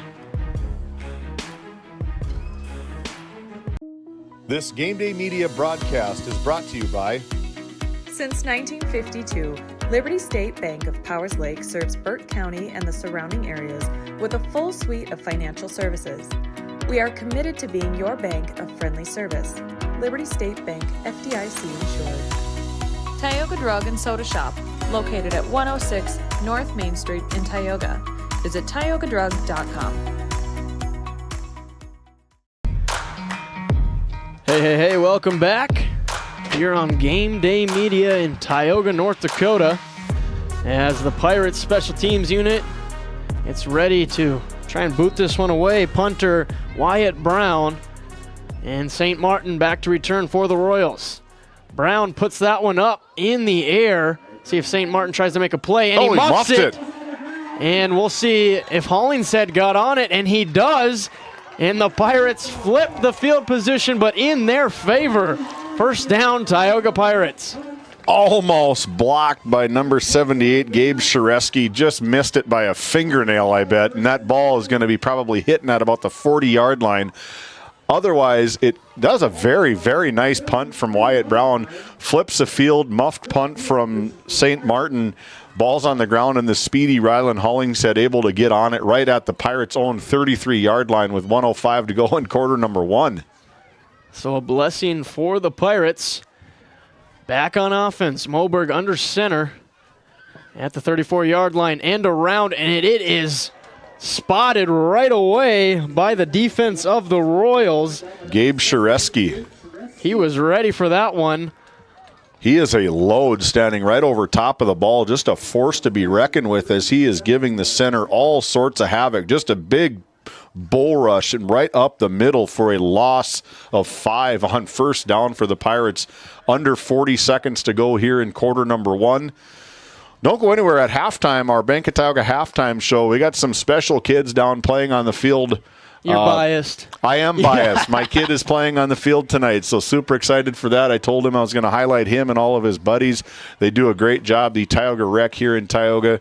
They got a 2nd, 3rd, and 4th grade. They finally get to showcase their skills on Friday Night Lights under the lights. Inside zone to Jeremiah Schmidt, who puts his shoulder down, picks up a few more yards. Gain of 9 or 10 yards for the Pirates to make it 3rd and manageable. Good carry by Jeremiah Schmidt. The one thing I don't like, every time that he's touched the ball has been almost ripped out of his grip. He's got to get a little bit tighter on that. Quarter number 1's in the books, 13-6. We go to quarter number 2 right off the other side of this break. Don't go anywhere. This is a good one here on Game Day Media.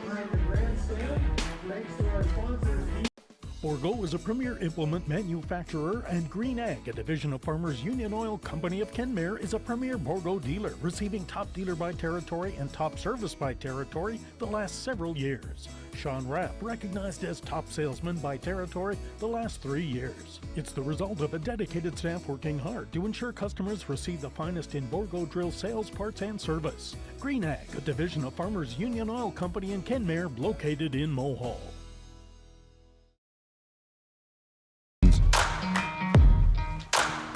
As we come back here, about ready to start the second quarter, but David, you got some mentions to get through here. The Divide County Quarterback Club, one of the best ones that we've had this season, presenting from 1971, the Divide County Quarterbacks Club, providing energy, atmosphere, all the things for Divide County Maroons football, and they're on a good one this week down in Alexander. The North Shore Plaza PTO Wildcats. Let's go Wildcats coming on board with us this year for the first time. Super excited to get down into North Shore and showcase some of the talent that's down in that area, along with the very Tioga Pirates Booster Club here. Tailgating right behind us. If you're listening on YouTube and you're on the opposite side of the field, come on over, have a free hamburger courtesy of DNL Paraffin, DA Land, and the Tioga Pirates. Thanks for coming on board with us, doing a lot of good things as a Pirate Booster Club. Couldn't do this without our sponsors. 3rd and short, Jeremiah Schmidt, the fullback, spins his way for a first down, moving those chains for the Pirates, now at the Royals' 21-yard line. 1st and 10, first play of the second quarter. You got to love the positive momentum, that huge turnover, you can call it, as the Royals muff the punt right about their own 40-yard line. Rylan Hollingshead jumped on it, and instant offense for the Tioga Pirates, putting... Game of inches, am I right? Yes, it is. It sure is. Now 1st and 10 for the Pirates. Moberg, flag on the play. And that's going to go against the Pirates. A false start, another 5-yard penalty for the Pirates, bringing their total to 5 penalties, 45 yards. False start on the offense on the wide receiver, and if I'm the head coach, I'm going to rip into him and say, you have a bird's eye view of the ball. Do not jump off sides, partner. Rylan Hollingshead, sorry to call you out on that one, but that is one of the plays that will drive every football coach nuts, is when your guards and your wide receivers jump off sides. And we just saw Jeremiah Walsh get back into the huddle, see if they can get him the ball and get some space to showcase that speed. 1st and 15, Moberg under center. Back to Jeremiah Schmidt, trying to slip the tackle, but he's tripped up. Gain of 2 yards for Schmidt. Landon Jansen again coming in from his linebacker position, shooting like a missile through that B gap on the right side of the line, able to wreak some havoc, getting now into a 2nd and 15 here for the Pirates. Going backwards, kind of a stalemate right now. Not a whole lot of offense after both teams kind of settled down a little bit. Well, they've both gone right back to the running game where they've had the success through the air for the most part. See if either of them get back to the passing game. 2nd and 13 for the Pirates. Back under center. They got about all 11 players on the defense, about 5 yards off the ball. Toss to Hollingshead, and there is nowhere for him to go as St. Martin swallows him up. We take a look at that RTC Network's instant replay. St. Martin coming out of his linebacker position right on the top side, right over the up back who's going to get in. It's just a race. I stand corrected that somebody did chase down Rylan Hollingshead. It's because of his hard plant, try to cut straight upfield. Good play, good read from St. Martin. So the Pirates continue to go backwards as they've continued on with this drive, bringing up 3rd and long from the Royals' 30-yard line. A lot of underclassmen for these Royals. Only 4 seniors on their roster. So look for these Royals. It's a growing pains. Everybody's been through it at some point in time. The tides are going to turn.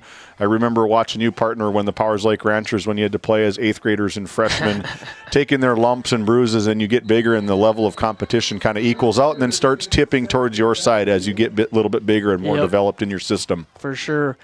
As the Royals, 3 guys in on 1 sack there on Moberg. Backs him up even further, a 4-yard loss on the sack. Well, with the 2 field or extra point attempts that we had, I think this is a little bit out. I've learned with our coverage watching Cade Nordloff kick them, and I don't think that either one of those kickers are going to have the leg for this distance. 52-yarder here at the 11A high school level. I don't know. I don't think so. There's going to be a timeout on the field, another Nesset timeout. Talk to us about our custom business packages. Now hiring. Visit nessetconsulting.com. We'll be right back. Growing family? The City of Ray has shovel-ready lots available, 12,000 to 20,000 square feet. The lots are free of any special assessments. Right on Highway 2, we offer convenient travel and connections, as well as access to our amazing education system. Your family's future is important to us. Let us help you with that first big step. Contact Rhonda at 701-568-2204 or stop by City Hall at 101 Main Street in Ray. Think of Ray when planning your future. Invest in a community that invests in you. Coming back here, 4th down for the Pirates. A couple more of our sponsors is the Powers Lake Athletic Booster Club, another great sponsor that we've had on since we began. They do everything for the Outlaws, the Ranchers. They do tons and tons of stuff, working on getting a new scoreboard, I believe. Hopefully it looks like that one. Hopefully it looks like that one. That one is so crisp and clear over there. The Powers Lake Athletic Booster Club coming on board. Thanks for the crew. Thanks for all you do for your kids and your athletes in your community. Pirates going for it on 4th and very long in the pocket. Launches one up right to Sauby. It went through Hollingshead's hands. It went through both of their hands. Both of them had an opportunity to catch it, but that one is incomplete, and the Royals will take over. Well, David, I just said that I always want to go for it, but they're on 4th and long. I think I'd like to do a little pooch kick, try to get them down at the 1-yard line, and then trust your defense to get a big stop. Yeah, you can really put them in some foul territory if you can back them up in that Coffin's corner, get them down within that 10-yard. I do know, looking at Coach Schaefer's stats that he did give us, I think Wyatt Brown has buried him inside the 10-yard line probably 3 or 4 different times. So he does have the ability to get it out. We saw it earlier with that last punt. He is able to get a big, heavy leg behind the kick. So that's what I'd have done too. I'd try to bury him deep with the wind in my face. Another flag on the play. Going to be a false start on the Royals. Yeah, Matt Liebels get a lot of airtime tonight. He's going to have to take some cuts away from him. Getting too much airtime. Getting more airtime than the players themselves. Yeah, we should have mic'd him up this game. He was giving me a hard time last year about being mic'd up, but I think it's a best-case scenario win-win if we can mic up the official. So now 1st and 15 for the Royals. as it looked like the Pirates were going to be able to drive down there and put some more points on the board, but the Royals defense stands strong, gives their offense the ball back, and now they have an opportunity to tie this ball game up. Pitch out right to McCall, trying to get to the outside. Oh, what a stiff arm. Walsh right to the face mask. I believe this might be a face mask, but I don't know which player it's going to be on. Yeah, I don't know if you can actually see a finger grab can get an offensive face mask. It's got to maybe be a defensive face mask, but the option again, and Jeremiah Walsh coming in, I don't see any penalty there that would be on the offense. We'll have to see what Matt Liebel and the crew decide. On the offense. He must have maybe turned his fingers. We can take a look at that again just to see if we can see maybe what the official saw. He was right there. He was right in front of the play as Ethan McCall comes around. He puts his hand out there. Oh, you could see his finger kind of stick in there, I guess, on the good call from the official on that side, Judge. Must have 20/20 vision. Yeah. You could definitely see his hand and the defender's face mask turned away. Good call from the officiating crew tonight. So now it's 1st and 25 for the Royals and another flag. 2 of them down on the field, and it's going to be another false start, backing up to 1st and 30. 7 penalties, 50 total yards here early in the first half for the Royals. Trying to get things balanced out is the offense. I did just see down on this ND score feed app, this handy-dandy ticker that we do have, Alexander Divide, I believe it was 14-6 as it scrolled across. If you're at these games, score the games. You can download the ND score feed app for free. If you're there, you can become an official scorekeeper of the game. You can update quarter. You can update the halftime, volleyball, football, basketball. Here's another option play. Salby on the edge, picking up around 5 yards off the option play, and it looks like Sabi's still down. Gets up, good to see. But this score feed app is so fun to have. You can communicate. We use it all the time. We now have, so I saw the Outlaws go across. We now have the ability. We've reached out to ScoreFeed. They are putting our live stream on their app, so just another way to get on to Game Day Media and watch your teams play. Hit the button. It's a good one. Got another good one. Velvet Drake Animus 20-7 over Bishop Ryan. Good games all over the state. Yep, love to see it. October football. Big, meaningful games, region games that have a lot of playoff potential between them. Shotgun snap. Huser showing some ability to get out of the pocket, slipping a couple tackles, and then brought down by Jeremiah Schmidt. Gain of 5 yards to bring up 3rd and long. As we take a look at the RTC Network's instant replay right here, Jeremiah Schmidt coming out of his linebacking position, goes cross field, and just like a panther, just stalking his prey, following him, shimmying and shaking, and just putting all of his body and throwing him to the turf. Good play from Jeremiah Schmidt. Good pursuit from the opposite side of the field. 3rd and about 18 with 7.5 here to go in the second quarter. Huser's under center. Takes a snap, drops back. He's in the pocket. Going outside to the right to St. Martin, but that one's out of bounds. Incomplete. Brings up 4th down for the Royals. Well, 4th down here, this is a punting situation for the Royals. They want to get out of this shadows of their own end zone here. 7:11 to go here before halftime. See what they're going to do, see if they're going to drop back. I'd maybe look at Rylan Hollingshead, Bowden Iverson there. He starts going back to about the... Looks like both of them are going to go back. Gives an opportunity. Whichever way the punt goes, you got a speedster back to try to take it to the house. Ball's on the ground. Punt is away from Sabi, and it rolls. Hollingshead picks it up. Trying to slip a tackle from St. Martin, but he can't get away, and the Pirates will take over at their own 35-yard line. So we take a look at the RTC Network's instant replay. Good ability from the punter, just able to get it off while being rushed. A tough punt. And Hollingshead, I like the mentality to get it and go, but you're not getting out of the grips of St. Martin as he just wrestles him down. Yep. And then Landon Jansen comes in and finishes off Hollingshead for a minimal gain on the punt return. 6:58 to go here in quarter number 2. Our Bank of Tioga halftime show. coming up next. Pirates back on offense. Going to keep going to that running game, milk some of this clock, and try to get a long possession here to end the first half. Schmidt right up the middle, showing some speed and power.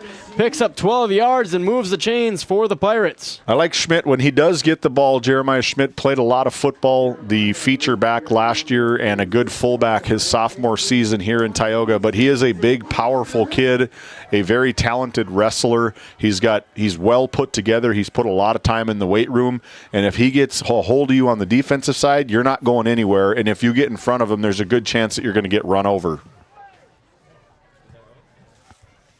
6 carries for 31 yards for Schmidt. And it looked like the Pirates draw the Royals offside, so another 5-yard penalty will move the Pirates a little bit closer to the 50-yard line.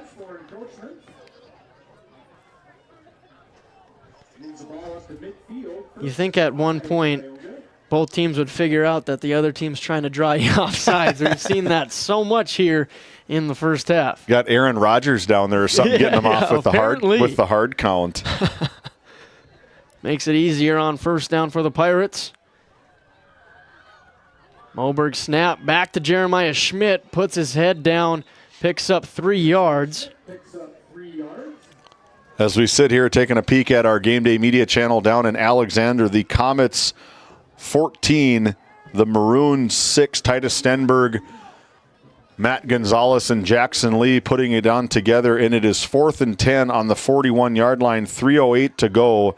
The Comets look like they're going to go for it. A good one, a excellent football game down in Alexander tonight. A lot of buzz down in Alexander with this team. A lot of special kids on that team. 2nd and 3, back to the end around to Iverson, another flag on the play, and Iverson is brought down for a big-time loss, aided by St. Martin. First person through, again, we've called his name all night long, big number 78, Gabe Shareski, the defensive lineman. I'd call him probably the nose tackle right over the front. He is so quick for as big as he is. He can really shoot those gaps and wreak havoc, and the Pirates are having a real hard time controlling him. 6-yard loss. Penalty was declined, so it'll stay 3rd and long for the Pirates. Yeah, I think Shareski was the one that was held also, and that's probably the Pirates going to have to look at double teaming. He's a mountain of a man that stands over in their 4-3 defense, just stands right over top of the ball and just straight bull rush from the Pirates, or from the Royals, excuse me. Iverson's first 3 rushes were for a total of 64 yards. The last 2 have been minus 10. Royals starting to figure it out. In the shotgun are the Pirates. Moberg takes the snap, rolling out right on the move, finds Jeremiah Walsh, but that's going to be short, bringing up 4th down for the Pirates. A manageable 4th down at that. But I want you to keep an eye on Jeremiah Schmidt here stepping up and watching the blitzing number 5, Jaden Husers, coming off the right side of the line. This is what pass protection looks like right there. Pass protection, Moberg rolls out to the side and is able to get the quarterback to get his play off. 4th and 5, and it looks like the Pirates will punt this one away, unless they want to get tricky. Brown gets a snap, boots it up. Fair catch. St. Martin, who had a fair catch signal, but this one's going to bounce to around the 20-yard line, and we're going to take a Nesset timeout. 4:23 left to go in this first half. We'll be right back. This Game Day Media broadcast is brought to you by TNT Measurements Incorporated, providing oil and gas allocation meter proving, calibrations, and production facility lac provings. To schedule your proving, contact Derek Thompson at 701-421-1351. At St. Luke's Medical Center, we care for our community with compassion and excellence. We are proud to be named one of the top 20 critical access hospitals in the nation. You can count on us today and tomorrow. Call now to schedule your next visit. Husers in the gun for the Royals. Another opportunity to tie this one up. Outside to Salby. finds a hole, gets to the sideline. He's got two men to beat down the sideline. One of them is Hollingshead, who tackles him at the Pirates' 35-yard line. What a play from Sabi. Beautiful play from Sabi as we take a look at that RTC Network's instant replay. Just a little bit of misdirection, and away he goes downfield, outruns everybody. Good pursuit. Coach Nick Thompson running stride for stride with him on that far sideline. First man on the ground with him, almost tackled him out of bounds, but that's the excitement that the Royals need from head coach, which carries over into your team, is big plays like that. 4:11 to go here, and the Royals are driving. Yep, that's their first explosive play since that touchdown earlier in the first quarter. Now at the Pirates' 37-yard line. First down, Huser's in the gun. Brings McCall in motion, back to that option. Huser's up the gut, spin move, and he's still on his feet. Puts his head down, gets close to that first down, but it looks like he's going to be short, bringing up 2nd and 1. I would have bet my house that he got swallowed up there in the middle, but able to spin away and juke and jive. Just this another nice RPO option. Just keep her right up the middle. Goes right behind that left side of the line. Keeps on his feet and finally dragged down after a gain of 8.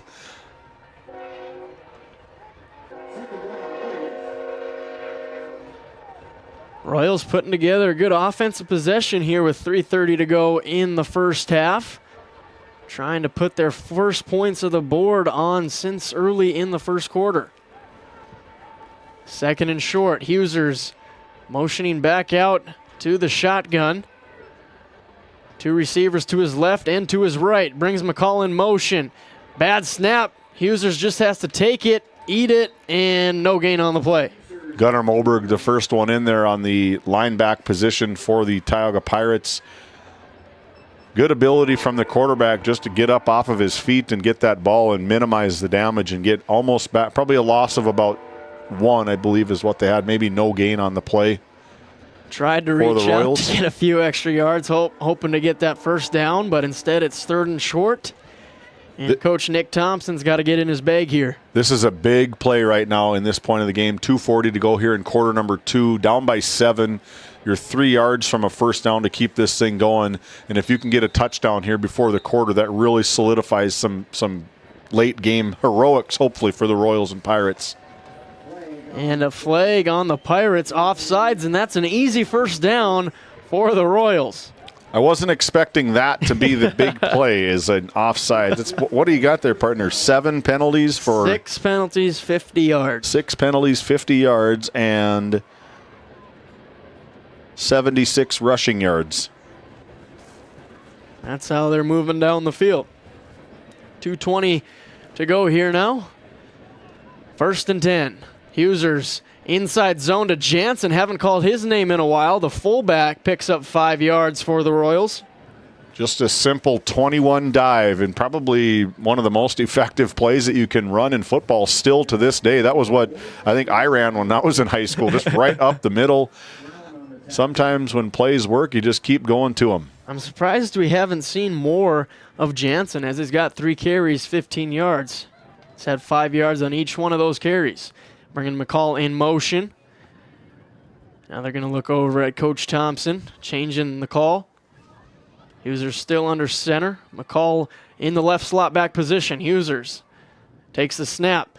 Back to Jansen. Looking for another 5-yard carry. And this time he gets 7 and moves those chains. Again, same play right up the middle. They find a little bit of success and just go back to it. If the well is pumping, you just as well hit it hard. And you wonder if the Pirates, with 3 timeouts, start to use those, see if they can get another possession before the end of the first half. But the Royals are going to be happy to let that clock wind and hopefully get into the end zone. 1st and 10. They can pick up a first down at the 2-yard line. Huser's under center. Takes a snap, drops back, looking over the middle at the slant route, and it is batted away. And incomplete. As we take a look at the RTC Network's instant replay, just a couple of quick slants from both sides of the tight ends as Huser's trying to get a quick one into the end zone. I like the quick play, 1:05 now to go. almost to the minute, but just falls incomplete. Double coverage, kind of a gutsy pass from the quarterback, too, right in this territory. You don't want to – you have all the momentum going on your side. It's 2nd and 10. You're not quite into the red zone yet. You're a yard away from being in the red zone. They can still get a first down here, can the Royals. This is where you want to execute to perfection. You want to end the quarter with a touchdown. Sabi in motion, back to that read option. Huesers takes it up the gut. And I hear Ball's fumble. on the ground, yeah. I didn't see a fumble, but I heard the fumble. And we'll see if we can catch it here. Is down there. Catch it here on the replay. Good RPO. Sees the defense go with that running back. I don't see the ball on the – it could have been on the opposite side. Number 5 able to land on it anyway.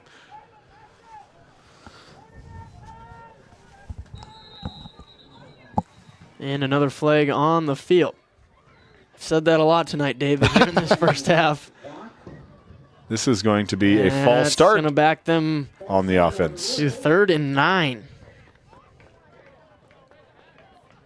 Yeah, at this point, you want to just get it in the end zone, spread it out a little bit, get your playmakers the ball.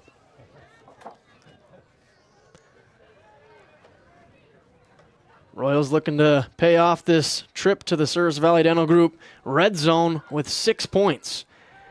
Huesers drops back in the pocket, floats ones up to St. Martin. Touchdown, Royals. We've been waiting to call his name, and now he arrives.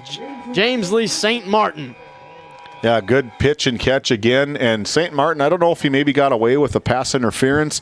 If we can see it, the ball goes up. I don't see it. There's no harm there as a good 10-yard touchdown from Huesers to St. Martin as the Royals try to go for 2. 22 seconds to go here in quarter number 2. Going for the lead. Huesers drops back, but the Pirates are there right away. As soon as he got the snap, the Pirates were there. No good. Pirates still up by 1 on our NCC scoreboard.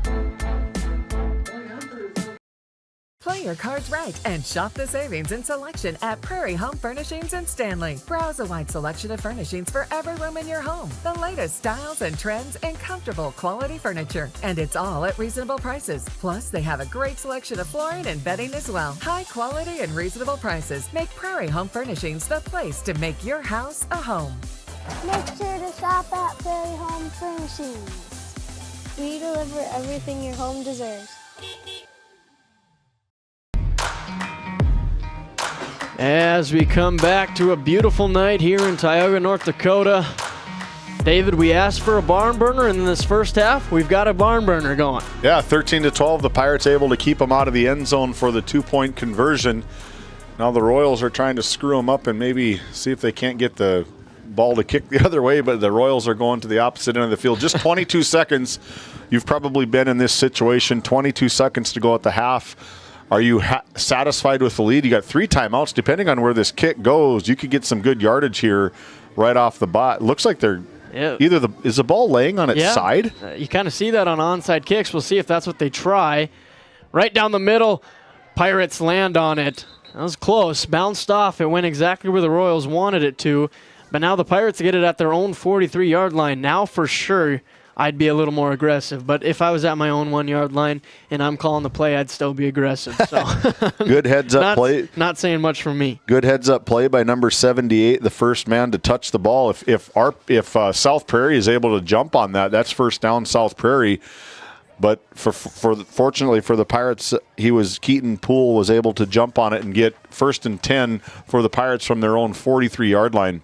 And if you're the Pirates, you still have 3 timeouts left. You can use the middle of the field if you want to be aggressive. Moberg under center. Everybody drops back in the pocket. Now he's got to roll out right. On the run. Throws a jump ball, and it's caught by Wyatt Brown, the punter, kicker, wide receiver. First down, Pirates. We take a look at the RTC Network's instant replay. Moberg just rolls right. Big Shareski, there he is, just wreaking havoc up the middle. Throws it out for his partner to catch it for a 1st and 10 for the Pirates as the Pirates take a quick timeout. 11 seconds to go here in quarter number 2. We're going to keep it right here as we have some more sponsors to talk about, and that is the Faith Baptist Church up in Kenmare, North Dakota. Sunday school at 9:45, worship service at 11. You can watch the church services on their Facebook page. They do a fantastic job. That is Pastor Mike Fraunfelter, also the head coach for the Kenmare Bowbells Honkers. Thanks for coming on board with us this season again. 11 seconds to go. You're sitting at your own 33-yard line, 1st and 10. Again, you're opening the playbook, going to that back part of the play to where you can get the ball, get some chunk yardage here. And with Wyatt Brown's kicking ability, I don't think I'm afraid to kick it from about the 20. I think it'd be fun to give him a try. Yeah, why not? If it goes in, and you get 3 more points. But I don't know how many timeouts the Pirates have left, as it's not updated on the scoreboard, because if they have one more left, you can still use the middle of the field. But if you don't, then it gets a little more risky, and you got to get up and clock the ball. But in the shotgun, Jeremiah Schmidt to the right of Moberg. As Gunner takes a snap in the pocket, stands in there, and delivers one incomplete, looking for either Ron or Iverson. It went right in the middle of both of those receivers, bringing up 2nd down. Carson Kohler making a huge impact on that defensive line as well, along with Gabe Shareski, just freshman and sophomore. These two guys are going to wreak all sorts of havoc for the Royals. As we are going to go to timeout here, a Nesset timeout. We'll be back after this quick one. As your local Touchstone Energy Cooperative, we wear many hats. We take pride in serving our members and our community by going the extra mile in everything we do. Because we not only work here, we live here. Brought to you by your local Touchstone Energy Cooperatives.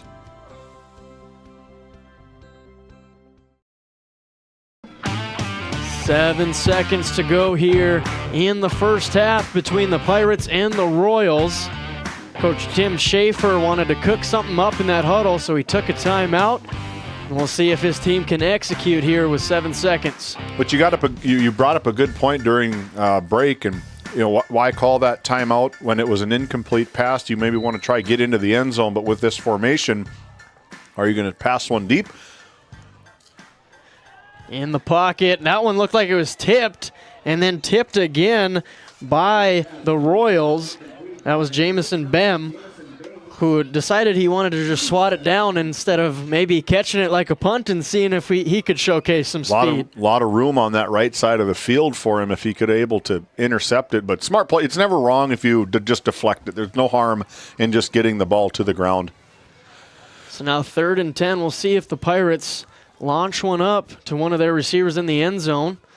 Little Hail Mary action here at the end of the first half. Well, if I'm coming to the line of scrimmage, if I'm Gunnar Moberg, I'm kind of assessing to see where they have everybody. They have safety help to the left, safety help to the right, and linebacker coverage right down the middle. I'm looking to see if another seam play from Jaron Ron potentially. Moberg throwing one up, and it gets stuck in midair, and that one's caught like a punt, and then he trips up and falls.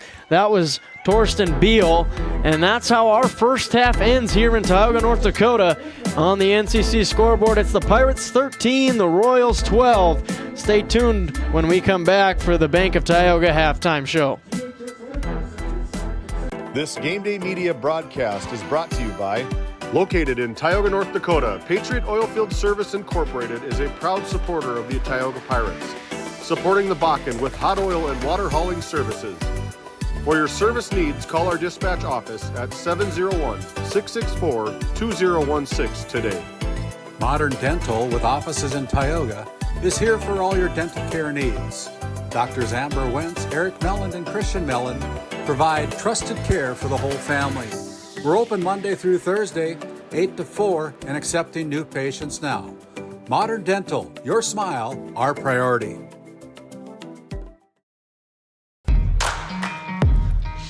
Welcome into the Bank of Tioga halftime show as the flag footballers get ready to play their own games, the games they've been looking forward to all day. They're like, I don't care about the high schoolers, I just want to play on the field.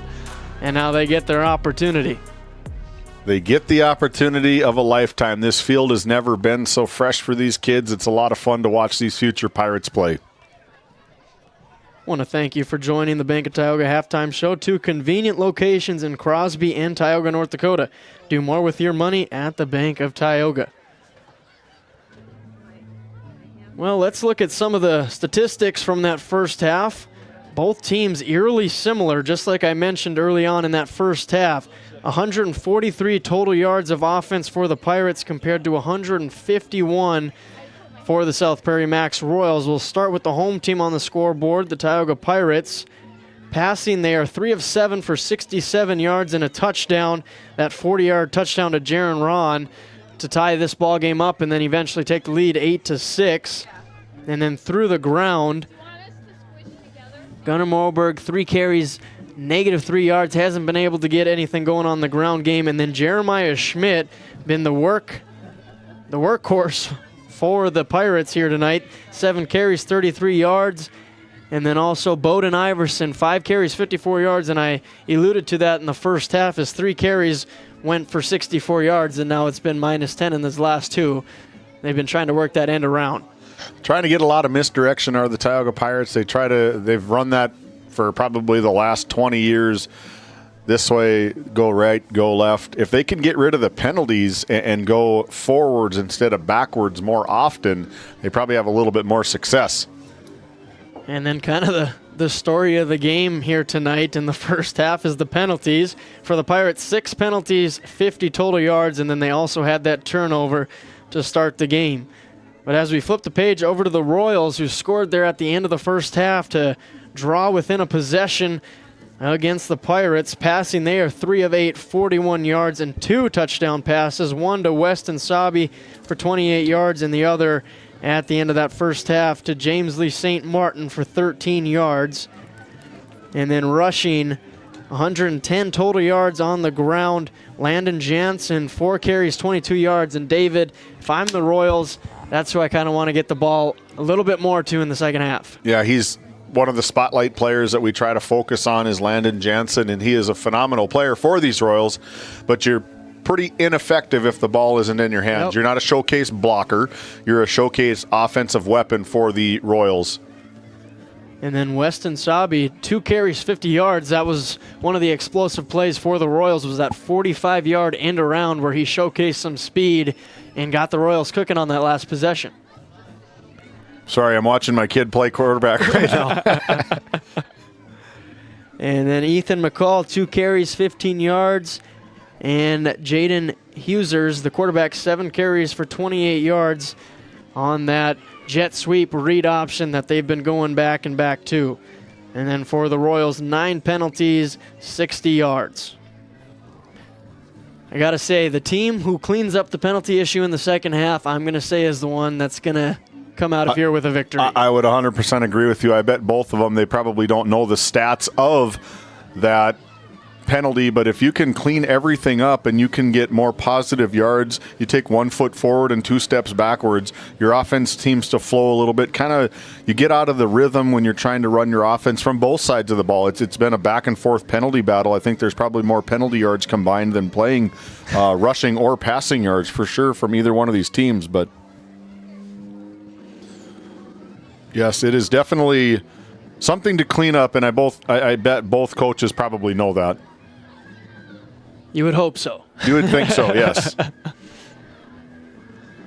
Well, David, do you have any of those guys or those kids there down on the field? The future, is that what you were just going to say about those Pirates down there? The future Tioga Pirates. This is the 2nd, 3rd, and 4th grade for the Tioga Rec. Pat Alberts, Mike Enerson, Jeffrey Moberg. I think Jeremy Walline's out there trying to wrangle all these kids, trying to get them play football. They do a lot with the kids. It's fun to see when you run play and you design plays, and when they starts to click is when it's fun. There's another game tomorrow that I'm going to over in Stanley between the 5th and 6th grade Tioga Pirates taking the show on the road over to the Stanley Blue Jays, a very good 5th and 6th grade football team.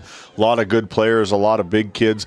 If you're looking to move to Tioga, we could use some linemen on the 5th and 6th grade area. A lot of kids in the skill positions trying to play as blocking positions too, but it is a lot of fun. We went up to Powers Lake. Seth Wistoff, very influential guy up there in Powers Lake, leading a lot of the little kids football up there. A lot of fun. I mean, kids everywhere. We go over to Ray and play. There's a lot of kids. Getting them involved, getting them active, getting them out and understanding football is probably the most fun thing that you can do, is get showcasing for these little kids. I even have a little cousin named Evie who is a girl and wants to play football. So she's been playing flag football, and she loves it, and she's been improving every single time. Yeah, one of my middle boy, Chandler, one of his best friends, Sylvie Elberts, she said, Dad, I'm playing football. I'm not playing volleyball. I'm playing football. And she's a good one, too. She's not afraid to get in there. It's a lot of fun to see girls, boys, everybody get involved in the game of football. But as we wrap it up here, we got to get some of this stuff paid for. There's an interception, Mr. Chandler. Take it to the house, big man. We'll be back after this quick timeout here on Game Day Media. Thanks for watching. Voted a top 20 critical access hospital in quality, our trauma center is ready to handle all your emergency needs with our acute stroke ready certification and full lab and radiology department. Our physical, occupational, speech therapy providers are available for all your rehab care, and our family practice clinic provides a variety of care including well child and child immunization. Psychiatric care is available by telehealth, and mental health is available in person. Schedule an appointment by calling us at 701-628-2505 and find us on our website at stanleyhealth.org. Montreal County Medical Center, here to help you throughout a lifetime. Looking for top quality groceries and ready to go meals? Visit The Depot, owned by Julie and Josh Bummer in Crosby, North Dakota. This specialty grocery store offers a wide selection of premium meats, including 100% ranch source beef from the Nelson Livestock Company, essential grocery items, and delicious pre-made meals perfect for any occasion. If you're planning family dinner, need something fast, or need a special order for an upcoming event, The Depot has you covered. Support local and shop The Depot in Crosby today. Find us on Facebook at The Depot LLC. Looking for a powerful new truck at an unbeatable price? Then check out Red Rock Chevrolet GMC in Williston. Right now, get behind the wheel of a 2026 Chevy Silverado 1500 Crew Cab for just $499 a month. $499 a month. Or take home a GMC Sierra 1500 Crew Cab and save a massive $13,000 off MSRP. These trucks are loaded with performance, comfort, and cutting-edge tech, all at rock-bottom prices. Make your way over for a test drive today. Red Rock Chevrolet GMC in Williston. This Game Day Media broadcast is brought to you by Napa Tioga Parts Supply, located at 105 North Main Street in Tioga. Visit napaonline.com. Hungry? Head to the Food Barn in Powers Lake. Open Monday through Saturday with daily lunch specials, a full breakfast menu, and don't miss Taco Tuesday on the last Tuesday of every month. Try Michael's Alfredo Pasta. It's a local favorite. Come on down to the Food Barn, where good food meets great company.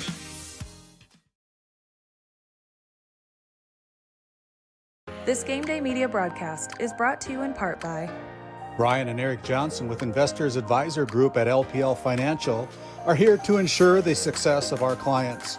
We can help you meet your financial goals. Give us a call at 572-3246 to arrange an appointment today.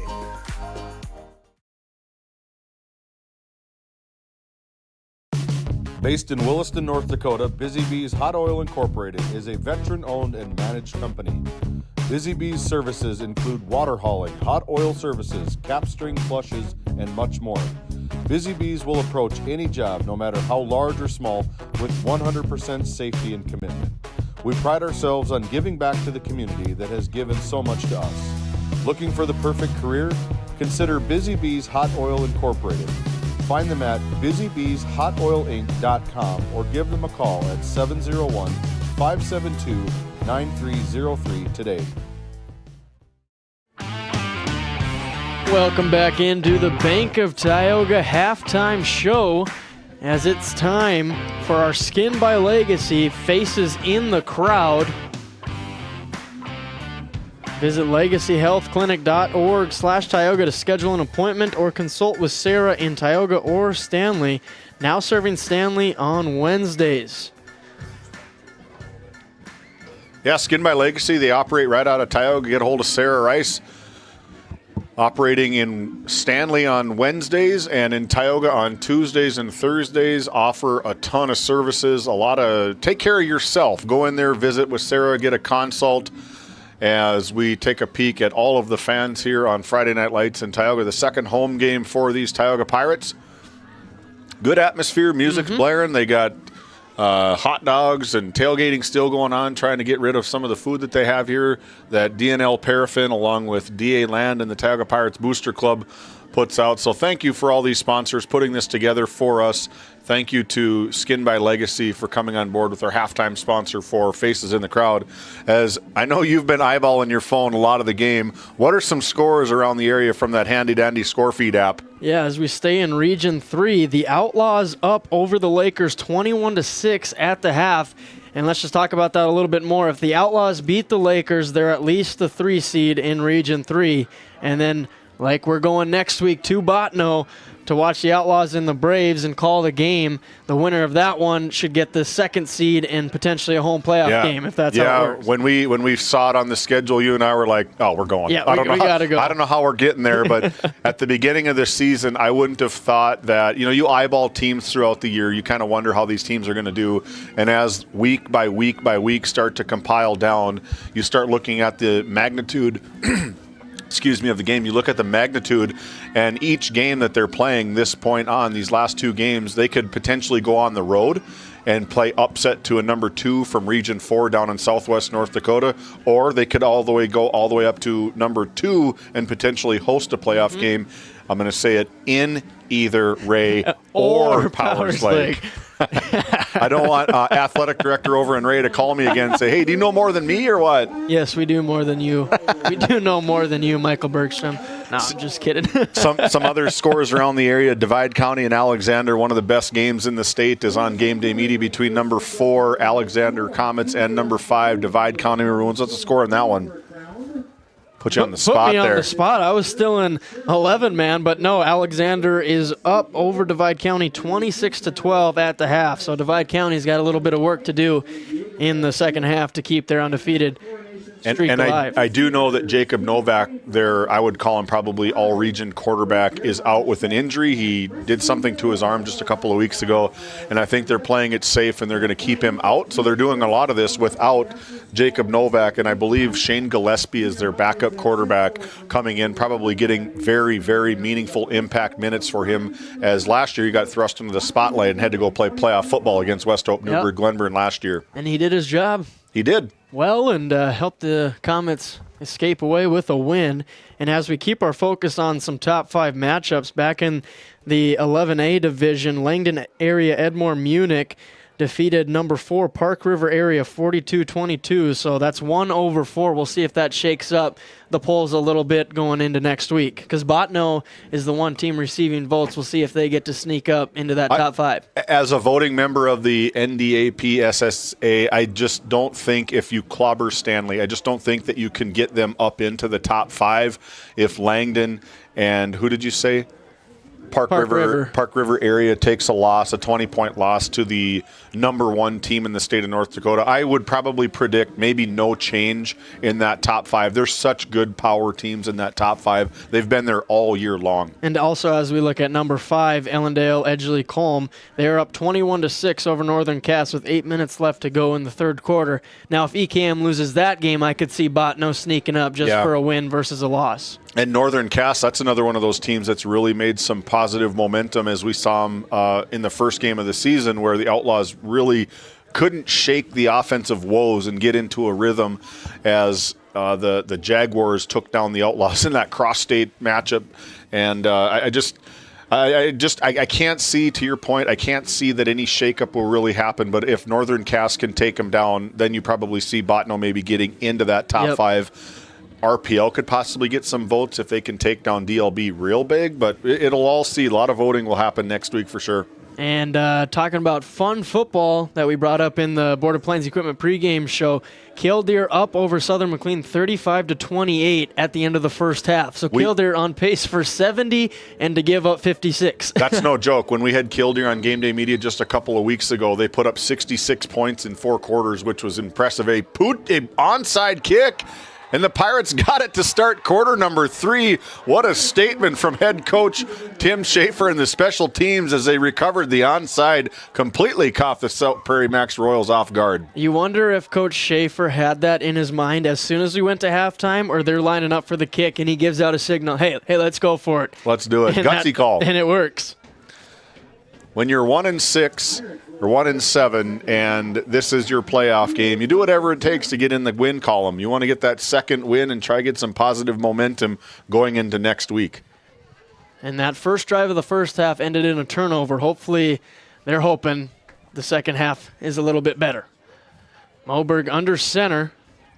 Jeremiah Schmidt behind him. Fullback dive. Carrying for Royals. Ball is out. Jansen hops on it. We'll see what the refs rule here. And I did talk about that earlier in the broadcast. Was Jeremiah Schmidt's, he's strong. He's very strong. He carries that ball in the right hand, and when he gets going, his right hand ends up getting out here, and it's been at least his last 3 out of 4 carries that have either been stripped or almost stripped and recovered by the Pirates. One more of those, it could go the other way, and the Royals could end up getting the ball heading downhill their side. Especially in a one-possession game, you can't afford to have too many turnovers. As they go back to the end around to Iverson, cuts back inside and is tackled down by Jansen and Sauby. Well, that's going to be a first down, gain of 12 for Iverson. As we take a look at the RTC Network's instant replay, very eerily similar to where this touchdown happened early for Bowden Iverson. Good kick-out block by, didn't catch the number on that, but Bowden Iverson able to get positive yards and upfield for the Tioga Pirates, moving it downhill right on the 32-yard line. Pirates off to a fast start here in the first minute of the second half, looking to put 6 points at least on the board on this drive. I don't know if people understand how impressive that scoreboard is over there. It's beautiful. Bright white lights. You can see everything. It draws your eye over there as Hollingshead goes the opposite direction upfield. Gets the first down, gets to the sideline, is tripped up, but a great gain from Rylan Hollingshead, showing off that track and field speed. He does, and he really showcased it there. You've talked about it all season long, showcasing that speed. And if you can get the edge, as Rylan Hollingshead, he just a race. It's a race to the end zone, and just shifty, tuck that ball away. It's not a loaf of bread. Rylan, tuck it away, get that hand over the top of it, and upfield they go for the Pirates. Another big gain for the Pirates. And that's what they've been trying to do for Hollingshead all season, really, is get him in open space, and we finally see it there. First and goal in the Service Valley Dental Group red zone. Fullback dive to Schmidt, trying to keep those feet moving, but that Royals defensive line sticks him. No gain. Gabe Shareski, again, just said it all game long, just wreaking havoc down on that defensive line. He is an absolute load. Right now, if there was a Brad Johnson Insurance Player of the Game on the defensive side of the ball, it would be Gabe Shareski. He has played an outstanding first half for the Royals. Yeah, we've talked about it before. Game Day Media's got to get a stats guy for the defensive side of the ball so they can get their props too. Yeah, we're going to now hiring. There you go. Maybe a stats guy so you don't have to do it. Yeah, they can just do it all. Moberg under center. Ball's on the ground. Drops the snap. Ball is somewhere. I don't know where. Pile of bodies. But it will stay with the Pirates. Jacob Peterson, I believe he is the center for these Pirates. Yep. Jacob Peterson drops right on it. Probably felt maybe Gunner pulled away too early, just a bad snap, but he was right over top of the ball and just dropped his big body on it and recovered it. Waste of a down in the Service Valley Dental Group red zone nonetheless.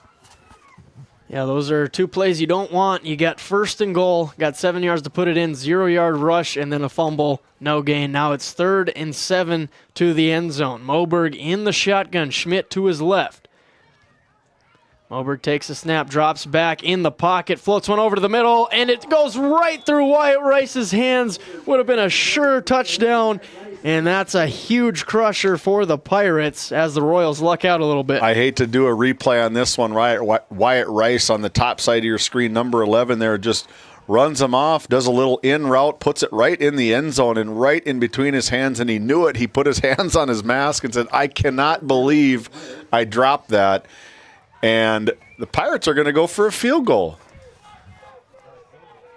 Wyatt Brown on for the three-pointer here on the football field. Got a 22-yard attempt here.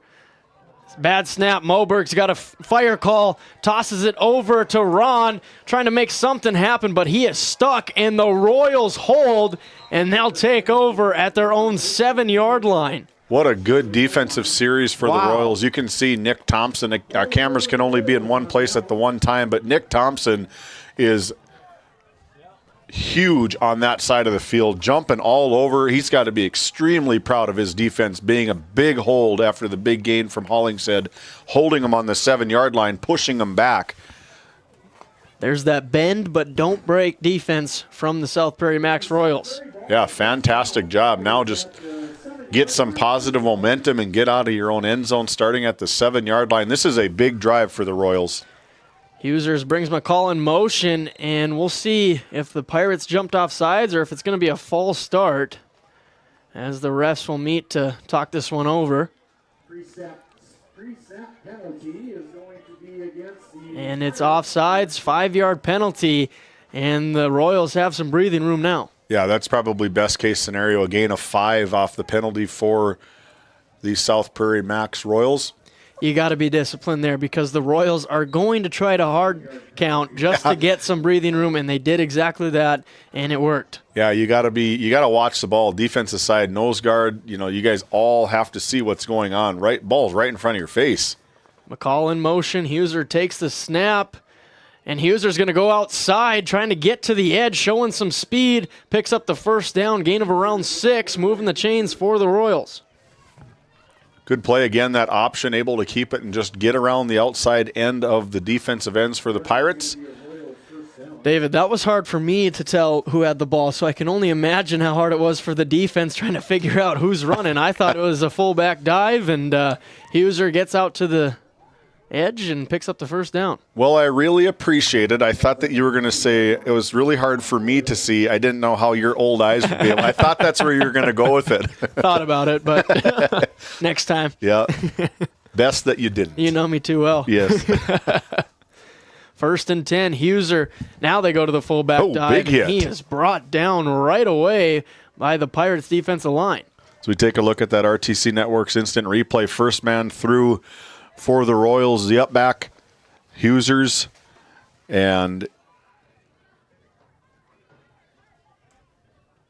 Jeremiah Schmidt putting his big shoulder in there, getting a big tackle. Minimal gain, 2nd and 8 for the Pirates. For the Royals, excuse me. That was fullback on fullback meeting in the A-gap. You love to see that. Power on power. 2nd and 8 for the Royals. Husers brings Sabi in motion. Toss left, finds a hole, slips a tackle, and then Jeremiah Schmidt finishes him off. Gain of around 3 yards, maybe 4 for Sabi. Good play from Bowden Iverson, able to shoot the gap, showcasing that speed on the defensive side of the ball as well, able to turn it upfield for a minimal gain for the Royals. We talked about it last week. Your defensive ends, your outside linebackers, your job is to contain, keep everything inside of you. And if you as the outside linebacker can push everything in, you got 10 other guys, 9 other guys waiting to wrap up and gang tackle these Royals. And Iverson wanted the tackle, but he did his job and allowed Jeremiah Schmidt to get it. Now option right, pitch out to McCall, cuts it up inside, and he is stopped short of the first down line, just barely. Nice tackle there by the Pirates defense. I think the Royals got away with a block in the back. If we can take a look at the RTC Network's instant replay, ball's going the other direction. I'm going to keep my eye on number 3, Jeremiah Walsh, right there. Maybe a block in the back, no call. Probably not the penalty, but... See if Coach Nick Thompson calls out the tush push here on 4th and inches. Well, I've got my bigs center. I got Shareski as my left guard. I'm going left. I'm going behind Shareski. As good as he's played this whole game, I'm going to go right behind him.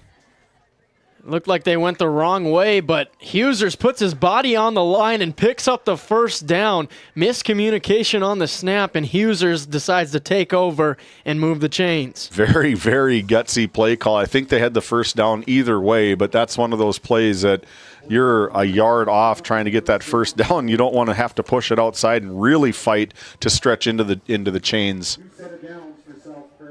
Talking about the tush push, did you see the Eagles last night ran it 5 times in a row?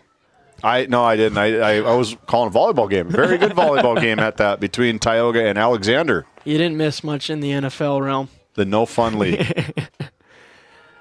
Huser outside again. Man. He's got a lot of space. St. Martin looks like they're going to get him on a hold. I noticed that, but a nice gain from Husers, but I think it's going to be called back after St. Martin got a hold of the jersey. So we take a look here. It fooled everybody. I thought it was a dive right up the middle, and then you could see the quarterback running right at us. And must have been before I looked over. I guess I didn't see a penalty on that one, but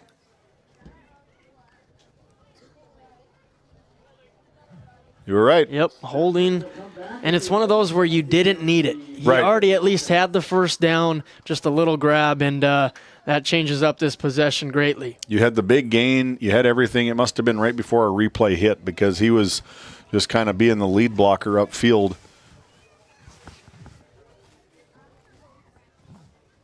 Penalty will take the ball back to the 29-yard line.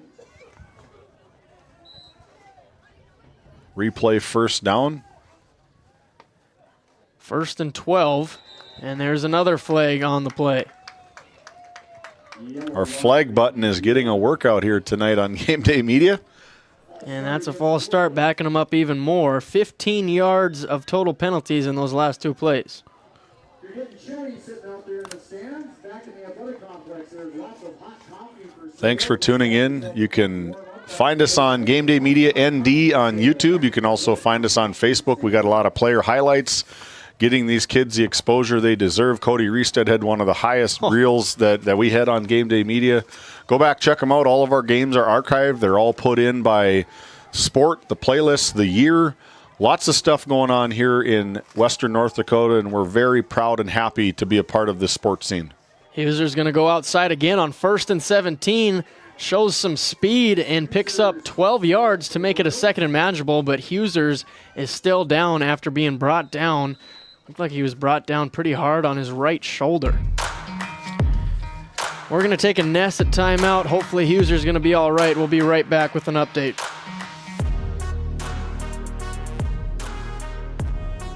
Bourgault is a premier implement manufacturer, and Green Ag, a division of Farmers Union Oil Company of Kenmare, is a premier Bourgault dealer, receiving top dealer by territory and top service by territory the last several years. Sean Rapp, recognized as top salesman by territory the last 3 years. It's the result of a dedicated staff working hard to ensure customers receive the finest in Bourgault drill sales, parts, and service. Green Ag, a division of Farmers Union Oil Company in Kenmare, located in Mohall.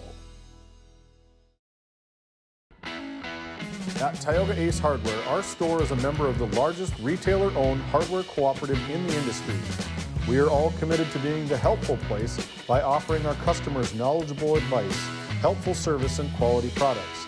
As the helpful hardware folks in your community, we promise that helping you is the most important thing we have to do today. Shop the biggest brands all under one roof at 119 North Main Street in Tioga, or shop online at acehardware.com.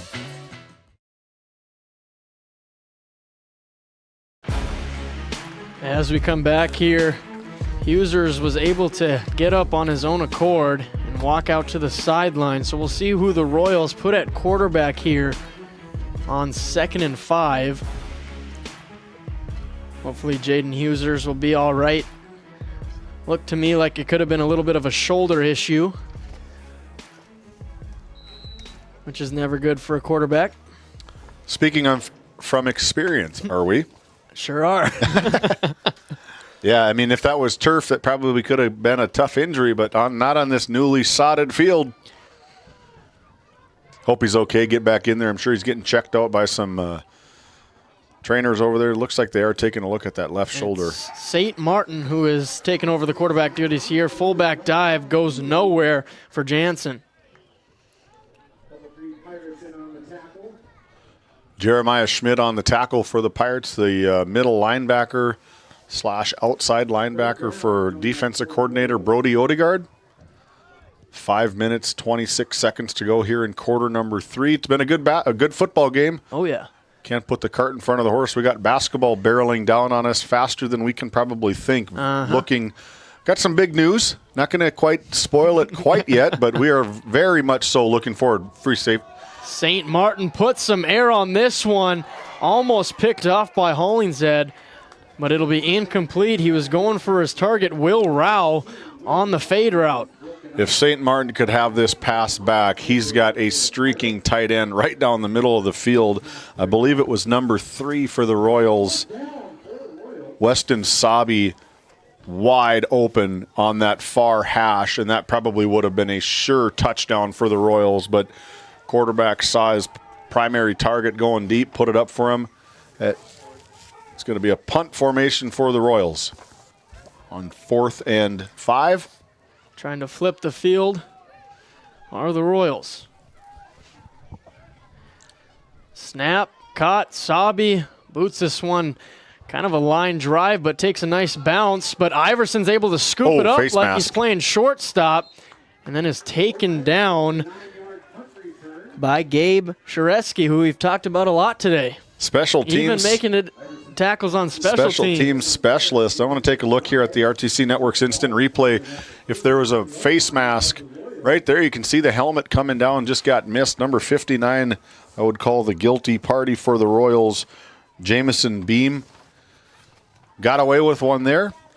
Sometimes it's better to be lucky than good. It's true. So the Pirates take over at the Royals' 49-yard line with 4:53 left to go in the third quarter. Moberg under center. Takes a snap. There's Jeremiah Walsh. Tries to cut it in, but then cuts it outside and is taken down by St. Martin, who ends up pushing him for 4 more yards. I was going to say about 4 or 5 more yards positive after first touching him.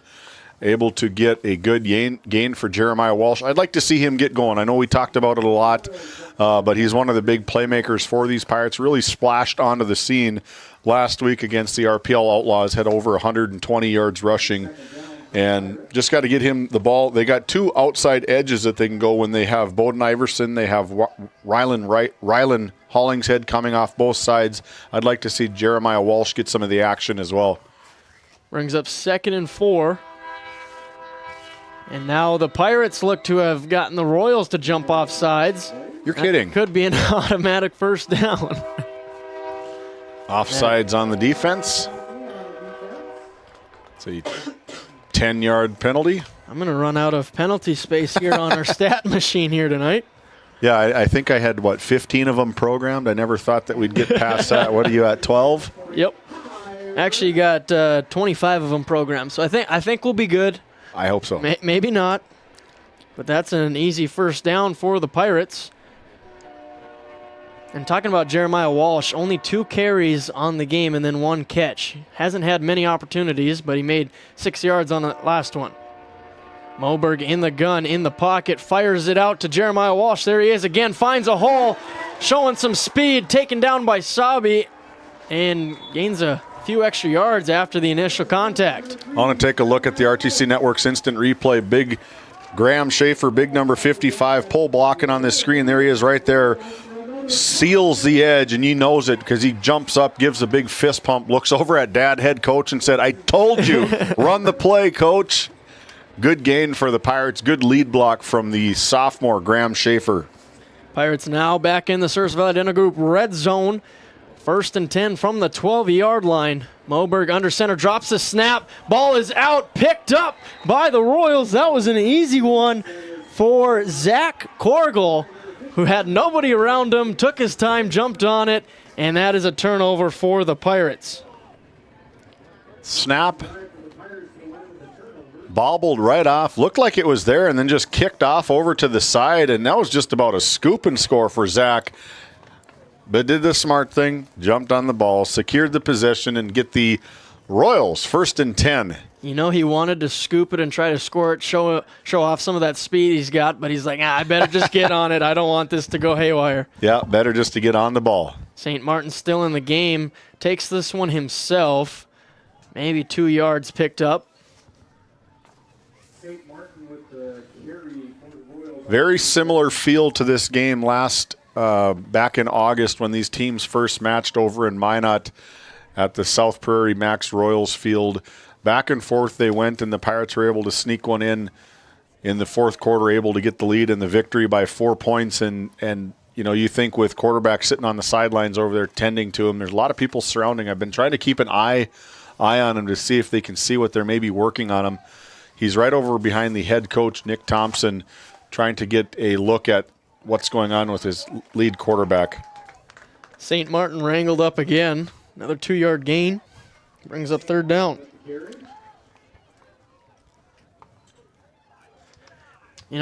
David, this game feels like who can shoot themselves in the foot the least. One less time than the other team. Yeah.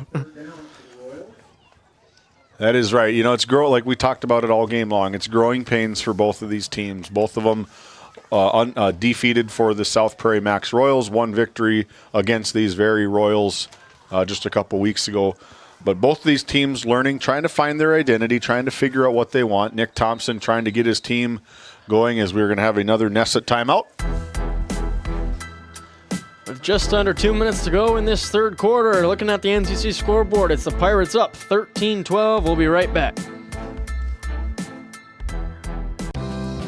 Growing family, the City of Ray has shovel-ready lots available, 12,000 to 20,000 square feet. The lots are free of any special assessments. Right on Highway 2, we offer convenient travel and connections, as well as access to our amazing education system. Your family's future is important to us. Let us help you with that first big step. Contact Rhonda at 701-568-2204 or stop by City Hall at 101 Main Street in Ray. Think of Ray when planning your future. Invest in a community that invests in you.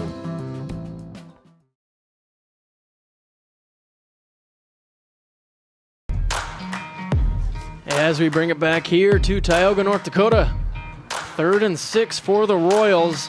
Nick Thompson's got his team still in the huddle, trying to scheme up a play to move those chains and keep the Royals on the offensive side of the ball. With St. Martin still in the game for the Royals, you got to wonder if that limits the play calling, but we saw him throw that ball. He's got a nice arm. You know he's capable of making a few big-time throws here as we get down to the stretch. McCall in motion, end around toss to Sabi trying to get to the sideline, cuts it back in, puts his head down. That's going to be a first down for the Royals. 9-yard gain for Sabi.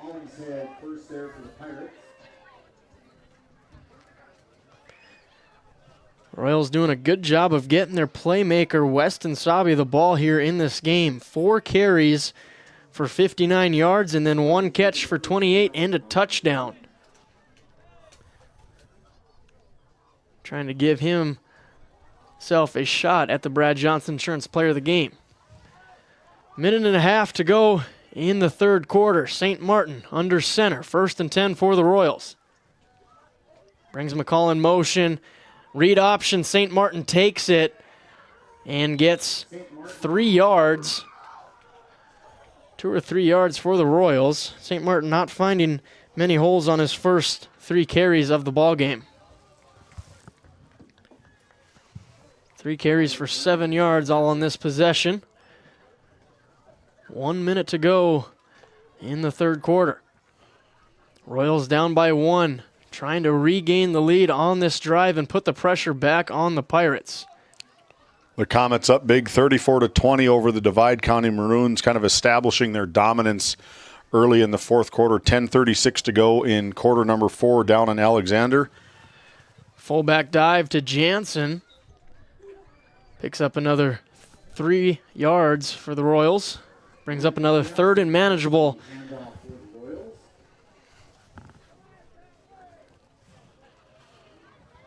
Third and 4, as I believe that will probably do it for quarter number 3 here from Tioga. Stop the clock at 10. There it goes. Must have been just a little bit of a delay. And I think the Royals are satisfied with running it to the quarter. That wraps up our third quarter. When we come back, it is fourth quarter action in a 1-score game. You don't want to be anywhere else, either on Game Day Media or in Tioga, North Dakota. We got a good one brewing here. Fourth quarter action up next. Continental Resources is proudly independent and fiercely pro-American energy. American-produced oil and natural gas will play a critical role in America's and the world's energy future. So will we. We are deeply invested in our communities in North and South Dakota, Montana, Oklahoma, Wyoming, and Texas. Visit CLR.com for job opportunities. We are Continental Resources, America's energy champion.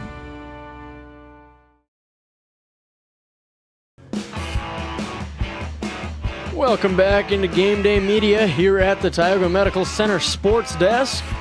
Fourth quarter action just about to get going.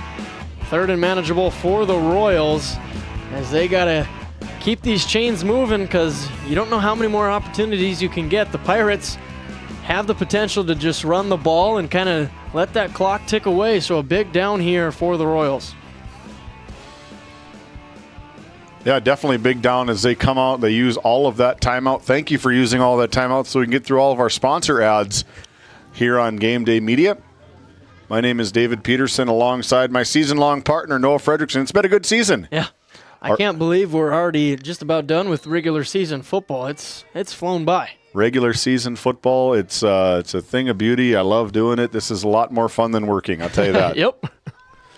Toss outside to Sabi, trying to get him the ball again. They do. Uses that speed, picks up a first down, and they're going to get some extra after a horse collar, I believe.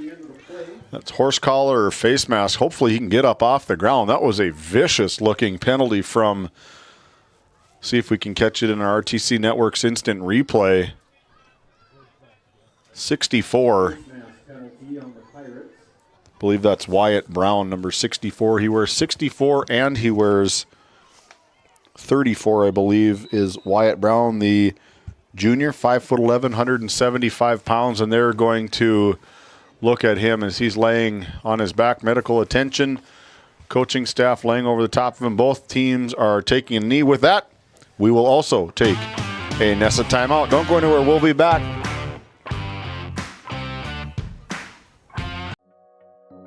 NESA is here to provide services to the oil and gas industry. We have a fabulous, fabulous geologic jackpot right here in North Dakota. And what we are doing is providing and developing this resource to be used for years, decades, and generations to come. I look forward to a great future right here in Tioga, North Dakota.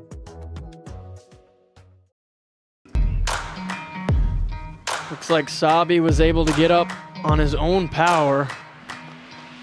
Hopefully everything is all right for him. As David, we talked about a kind of a nasty looking horse collar and went down hard. Hopefully he'll be all right.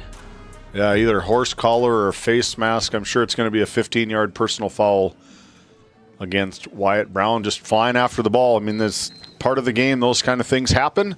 Thankfully, the training staff for the South Prairie-Max Royals was able to, we watched him on, before we came back, we watched him kind of hop up and jump up, kind of get up on his own. So hopefully he's able to get back into the game, see some more action, as he's a good player for these Royals, is number 3, Weston Sabi, just a junior. So the Royals now at the Pirates 45, marching down the field. St. Martin, another read option, trying to find a gap. Able to push him for 5-yard gain, though. Trench is doing some work for their quarterback. Good camera work from Colton Lenzen, main camera number 1 tonight. Colton Lenzen coming on board with Game Day Media for the fall season. He's going to turn his camera gear in and put his basketball uniform on in the winter. I don't know if we can bribe him to continue on with Game Day Media when he's not playing basketball or what, but the Pirates are still looking for a boys basketball head coach along with an assistant coach. As there's been some changes, Pat Alberts decided to go to the girls basketball team, trying to lead the Lady Pirates to, I think it's state tournament or bust this year, I believe, for the Lady Pirates. A lot on the plate for the Lady Pirates. I think Pat Alberts can deliver. Pat Alberts is going to be the man for the job. Very good coach here in Tioga on the boys' side, deciding to go the other way with the girls, push them a little bit, see what kind of thing that they can get for the Tioga Lady Pirates. As that was a 6-yard gain from Landon Jansen, moving the chains for the Royals. Yeah, if the Royals can just eat up a ton of this clock, they may be sitting in pretty good position if they can get down into that red zone, punch one in, and give the Pirates minimal time, because they've really struggled to move the ball. Even when they get down into the red zone, it's been a couple big turnovers. Yep. And if I'm Nick Thompson here, head coach of the Royals, I want to get St. Martin outside of the pocket where he can either take it, showcase some speed, or throw it to one of his weapons. Bring McCall in motion and toss right to McCall. Pirates were on it, but McCall cuts up inside and picks up a few yards where it looked like he might have been brought down for a loss, but gets what he can. second down. Good option play. I love the option. I've always liked the option. I like when it runs. It is so pretty to watch. I was teaching my kids just the other day of how and why it's legal to pitch it behind the line of scrimmage. You may not get all the glory in an option touchdown, but you're the key person that set it up. You really key on that defensive end, and both St. Martin and Huesers is doing a really good job of focusing on that defensive end. St. Martin drops back, barely gets it off, and that's going to be incomplete. Looking for his target, Marshall.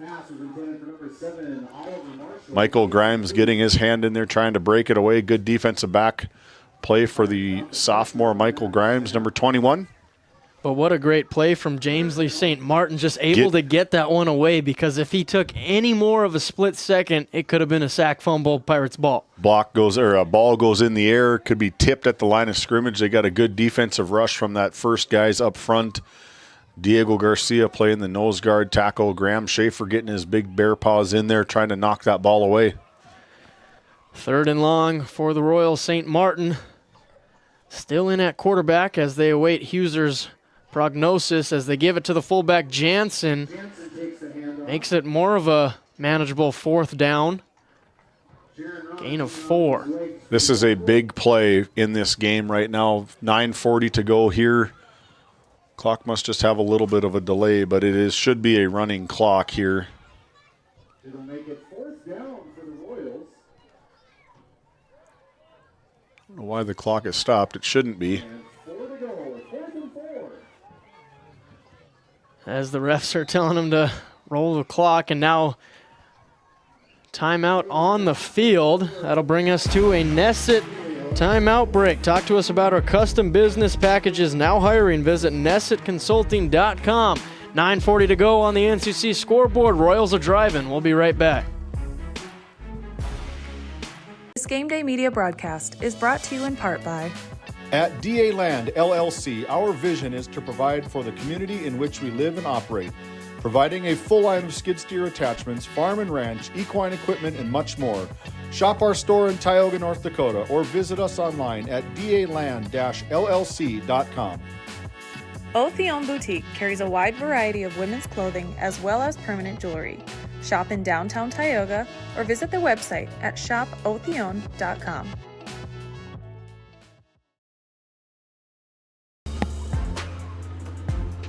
Well, folks, we got a good one here in Tioga between the Pirates and the Royals. One possession game, under 10 minutes to go in the fourth quarter. But another great game going on in North Dakota is the Outlaws and the Lakers. Outlaws 21-20 over the Lakers. Start of the fourth quarter. Oh, the Lakers came to play. They thought the game started at 8 o'clock tonight instead of 7. Yep. They 20 unanswered points for the Lakers.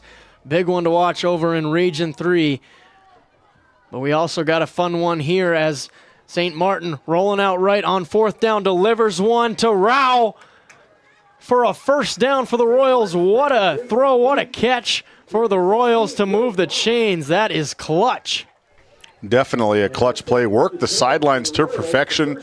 Saw the chains on the far side of the field, able to get it by about a yard or two for these Royals. And the best part for it is that the clock just keeps, well, not in this case, but the clock will start ticking for you. And the clock is in the favor of the Royals right now with all the momentum. The pendulum is definitely for the boys in white right now. As they're creeping towards that Service Valley Dental Group red zone. 1st and 10. They can get back to their running game now after converting the fourth down. Fullback dive to Jansen. And mind you, doing all of this with their backup quarterback and one of their top receivers, Weston Sabi, on the sidelines in the injured list right now. Backups getting a time to shine in a close game. A lot of the time when they get in, the game's out of hand, but right now they got a lot to play for as the Royals are looking for that first win on the season. Yeah, they're going to be taking a look at that back judge as soon as his hand goes up in the air. That is that 10-second clock. And that is huge for these Royals as they are driving. It's been a nice drive for the Royals, starting it at their own 7-yard line. Toss outside to McCall, who is lit up by Bowden Iverson. Oh, my goodness. That one is going to be a highlight. No doubt, Bowden Iverson coming out of the backfield position and laying the lumber. We take a look at the RTC Network's instant replay. Sheds a block and just pow! Ball on, head on ball, shoulder pad. Beautiful tackle from Bowden Iverson. Loss of a yard on that play brings it back to the 20-yard line. Third down and 9. So now 3rd and 9 for the Royals, who have been hesitant to let St. Martin throw the ball besides that 4th down conversion. See if they go back to it here on 3rd and long. Bringing Marshall in motion, back to the option. Pitch out to Marshall, trying to get to the sideline, but he is brought down. Short gain, bringing up another big-time 4th down for the Royals. As we take a look at this RTC Network's instant replay, keep an eye on number 3, Jeremiah Walsh, playing his linebacker position, reading the option just beautifully. Gets over, uses the speed, wraps him up. Bowden Iverson finishes him off for hardly any gain for the Royals. This is another big down, 4th and 9. Could be the ball game. Both teams have 3 timeouts still. No, both teams probably have 2 timeouts, or the Royals maybe have 2.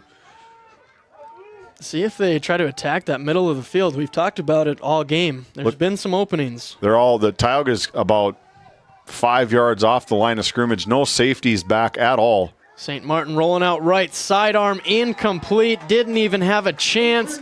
The Pirates defense holds and the offense will come out to the field. Big hold, you bend, you don't break. It's just very similar defense to the Royals on their possession just a little bit ago. I mean, they drove the field. They went from the 7-yard line all the way down to the 18-yard line, just unable to get that first down. And kind of a tough pass from St. Martin. I'd like to be there right now. St. Martin just kind of looked like he threw the ball away into the ground, didn't even give his receiver an opportunity to make a play. He's kind of got a sidearm looking form out of the quarterback position, but that one was right to the dirt, and we'll see if the Pirates have a 7-minute long drive in their bag tonight as they go fullback dive to Schmidt. Shakes a couple tackles and then is brought down by half of the Royals defense. Short gain on the play, 4 yards. Jeremiah Schmidt takes the first down. Rylan Hollingshead bringing in the play. They're substituting it out. They used to bring when Weston Lallam was healthy. He's most likely done for the season as Weston Lallam. He had some surgery that he had to have, I guess, maybe on Sunday, but he's most likely out for the season, with it being the final game next Friday. So now they're substituting their wide receivers, which you and I probably both agree on the same page of that should be your rotation versus your linemen or your quarterbacks bringing the play in and out. But we're not the offensive coordinator, so it doesn't matter what we say. And around, and somehow Iverson slips the tackles and might have picked up a first down for the Pirates. I think he did. If not, he's very, very close. Maybe a measurement. Is that a flat? No, it's a beanbag. First down. Around a 7-yard gain for Iverson. I'm not sure how he turned that into a 7-yard gain, but the slippery Iverson moves the chains for the Pirates. He keeps his legs turning over and over and over again. He runs very hard.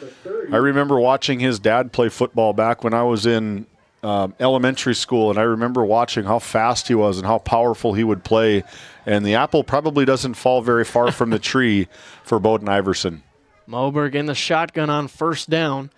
Takes the snap. Quarterback draw. Moberg up the middle. Brought down by Marshall and Jansen. Gain of around 3 on the play for the Pirates. Marshall first there for the Royals. Big second down. Second and about 6 for the Pirates. Gunner gains 3 on the play. Second and 7.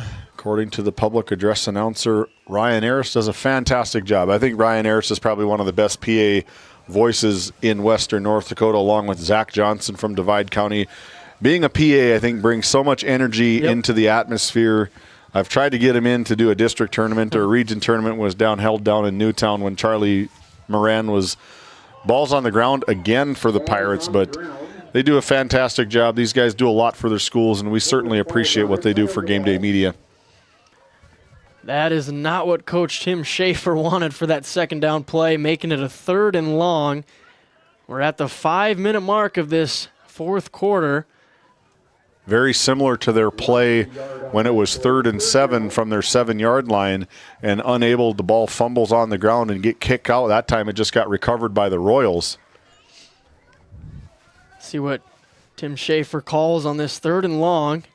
If he puts the ball in the air or keeps it on the ground. Moberg under center, Schmidt behind him. Takes the snap, and they go fullback dive. Schmidt showing some speed, gets to the A-gap, and moves the chains for the Pirates. Jeremiah Schmidt showing some burst. Showing some burst and some power. He runs so low to the ground. You can see it in that fullback position right about 4 yards behind the line of scrimmage. He's willing to take contact, and you want somebody to run north and south. Jeremiah Schmidt, he's not going to outflash you by any means. He puts his shoulder pads down, and if you're in the way, he's looking for contact. Oh, yeah.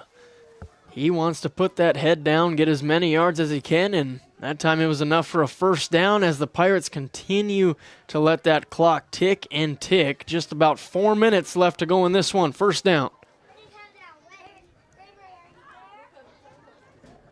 Back to the A-gap with Schmidt. I wouldn't be surprised if that's the play call the rest of the game here. Definitely could be. That's the recipe for success for probably Tim Schaefer, as there's a stoppage in play here by the back judge. Yeah, there is a flag on the field. Early indications look like it might be against the Pirates. On the offense. Face mask penalty on the offense. I don't remember the last time I saw one face mask penalty on the offense, let alone two face mask penalties on the offense. That is a big penalty as they go 1st and 10 all the way back to 1st and 25, all the way back to their own 27-yard line. Now on the game, 9 penalties, 85 total yards for the Pirates. 1st and long, under 4 to go here in Tioga, North Dakota. Moberg under center. Takes the snap in the pocket, and the pocket is swallowed up, and Moberg goes down. The loss of 2 or 3 yards on the play. Moberg keeps it for the Pirates. Pirates going backwards. About a yard on the run. 2nd and 25. Now, if they can get another stop here, you start utilizing your timeouts for South Prairie. Get Tioga in a punting situation. The last punt that they had, it was really bobbled. A punter able to get it away. But the pressure, Shareski put a lot of pressure, almost able to block that last punt from the Pirates. If they can get a good push here, they may be sitting very pretty with a lot of time and a lot of timeouts on the clock for the Royals. Back to the A-gap with Schmidt. Picks up around 4 yards on that one. Again, this is where Moberg, the senior, needs to be looking at that back judge and utilize as much clock as they possibly can, because once they set this ball, you got 40 seconds to burn, and that could easily, that will take you under 2 minutes here in quarter number 4 with just that 1 point lead. This is where you got to be, you can't pull out early. You got to get the snap, and you got to hand it off. Running backs have to take care of the ball right now. Schmidt now on the day, 13 carries for 57 yards. See if he gets another tote on this 3rd and long. Just one safety back for the Royals as the Pirates roll out. This is best case scenario. Play action, get it to Jeremiah Walsh. Shaking a few defenders, gets upfield. Makes it around 4th and 8. So we take a look at the RTC Network's instant replay on here. Very gutsy play from head coach Tim Schaefer, getting a ball out in space, trying to get some positive yards, get it over to their playmaker Jeremiah Walsh on the rollout, able to get some yards. But now, 4th and 8, 1:45 to go. I'd take a timeout if I was South Prairie. I was just going to say that. Why is Coach Thompson not calling a timeout here on the 4th down play? You got timeouts remaining, and Tioga no doubt will burn as much time off the clock. They're probably going to take a timeout as soon as 1 second hits on that play clock.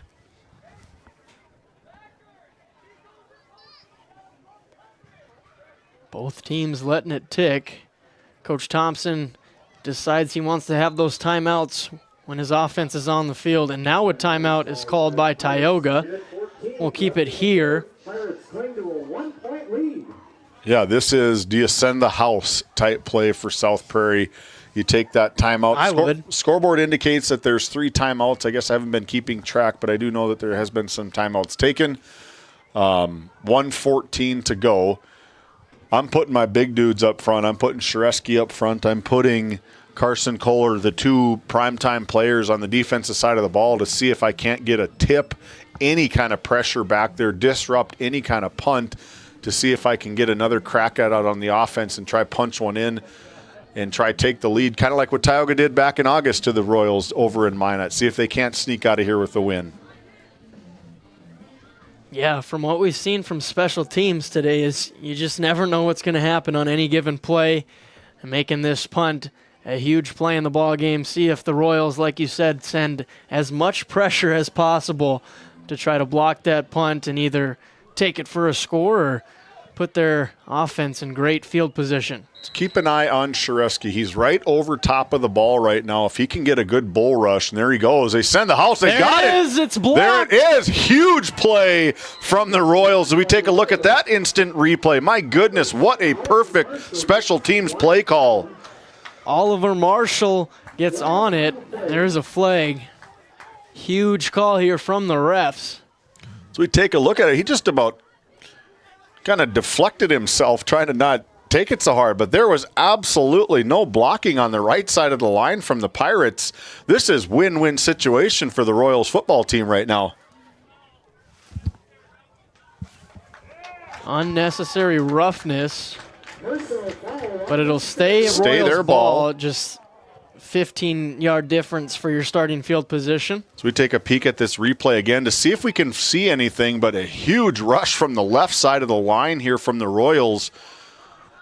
Completely, they let the gunner go. They got two guys, and unnecessary roughness. Where does that come into play at?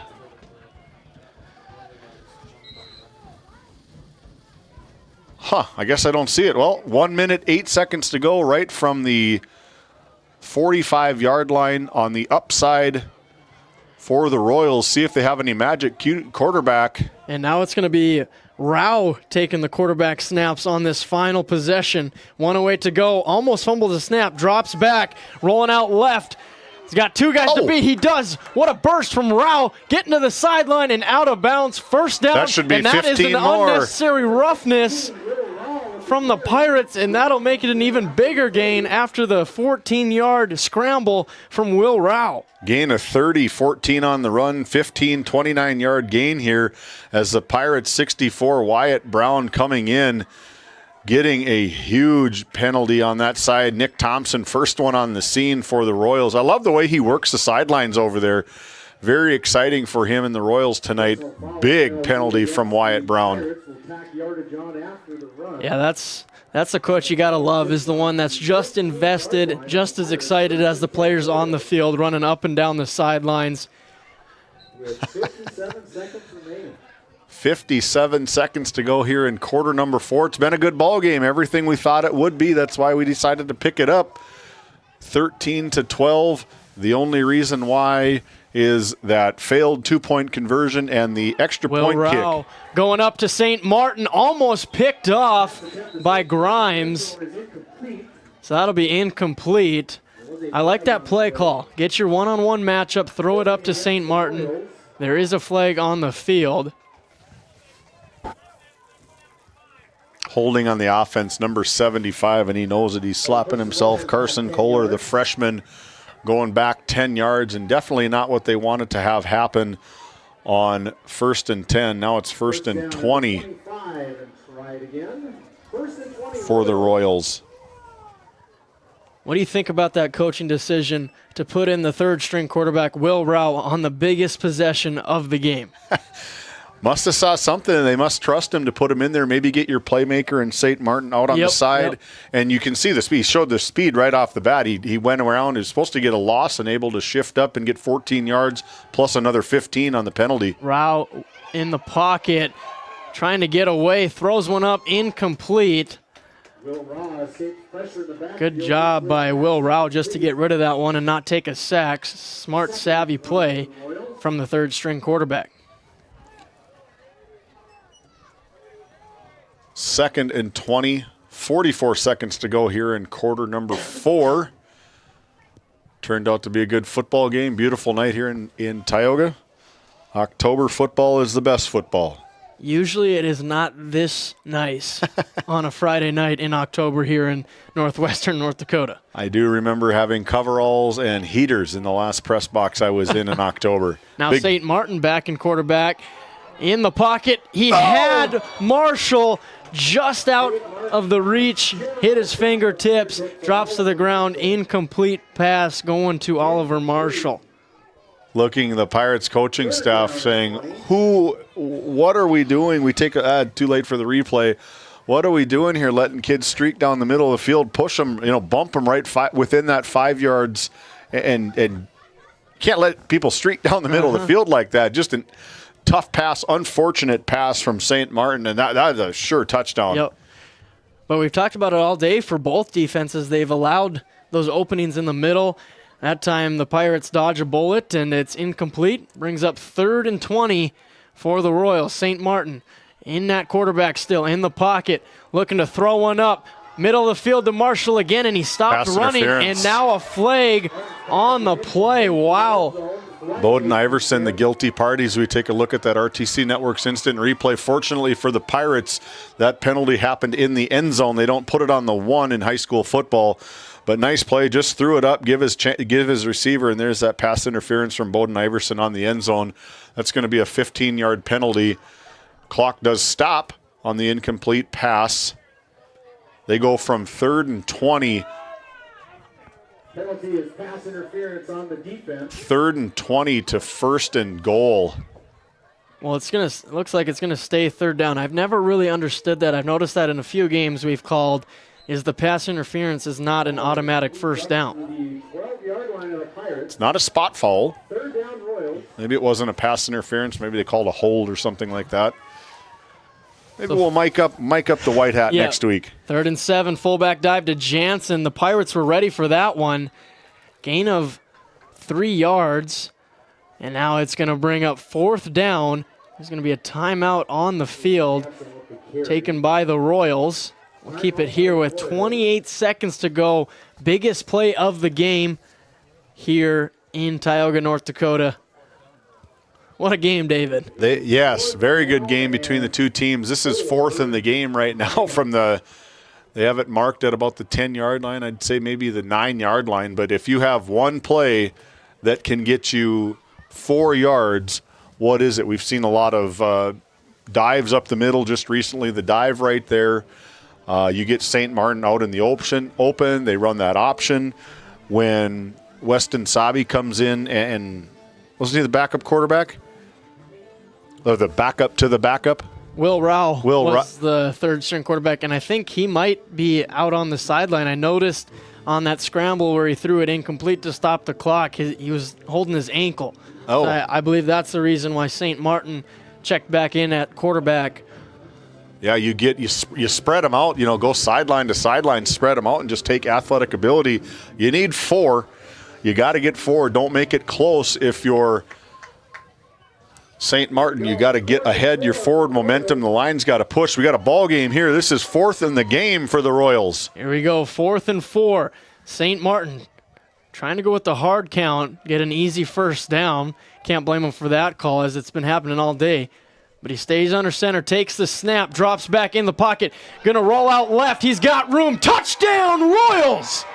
Jamesley St. Martin calls his own number and puts the Royals up in this ball game with under 30 seconds to go. So we take a look at that RTC Network's instant replay. Beautiful play call. Everybody goes deep. The edge is sealed by number 59, Jamison Beam. I'd call that the play of the game, the block of the game. Sealed that left edge as Jamesley St. Martin almost goes untouched into the end zone. And up 5, looking to go up, maybe up 7 if they can go for this 2-point conversion and really close the door on the Pirates. What a play call. What a gutsy play call from head coach Nick Thompson and his players. His backup quarterback coming in, making some noise, is Jamesley St. Martin. That is the first points of the second half, and it comes with 30 seconds to go. And now for the 2-point conversion, fullback dive to Jansen. Puts 2 more points up on the board for the Royals. They're up 7. We got 28 seconds to go. We'll see if the Pirates got a last miracle on offense to tie this ball game up or win it. We'll be right back.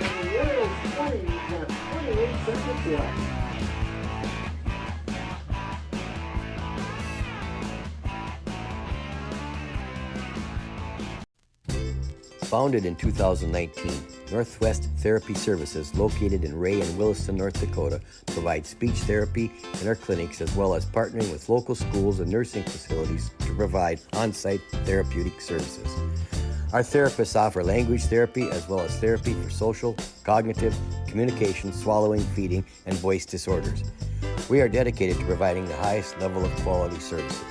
To schedule an appointment, visit nwtherapyservices.com or call 701-568-8255. We got a good one here in Tioga, North Dakota. The Royals regain the lead on our NCC scoreboard, 20-13, 28 seconds to go. Pirates offense will have one more crack at this one, and we'll see what they decide to do. They've been put in a situation where they got to throw the ball, and this Schaefer offense doesn't really want to throw the ball. They like to keep it on the ground, but the way the cards have been dealt, they got to do it through the air. No time to ground and pound. 28 seconds to go here in quarter number 4. You got to pull out every passing play, work the sidelines. Got some timeouts left, but news to report, final from down in Alexander. The Comets improve to 8-0 as they take down the Divide County Maroons 40-20. The Maroons fall to 6-1. Here's the kick right to Schmidt, who takes Oh my goodness! Puts the truck on. Oh! I think I felt that up here. And oh the Pirates my will goodness! start at their own 46. So we take a look. This is one of the hardest hits I think I have ever seen. Jeremiah Walsh just flattens. Pirates have a little life left with 25 seconds to go on their own 46. Gonna have to pass the ball, get down the field fast. Moberg in the gun.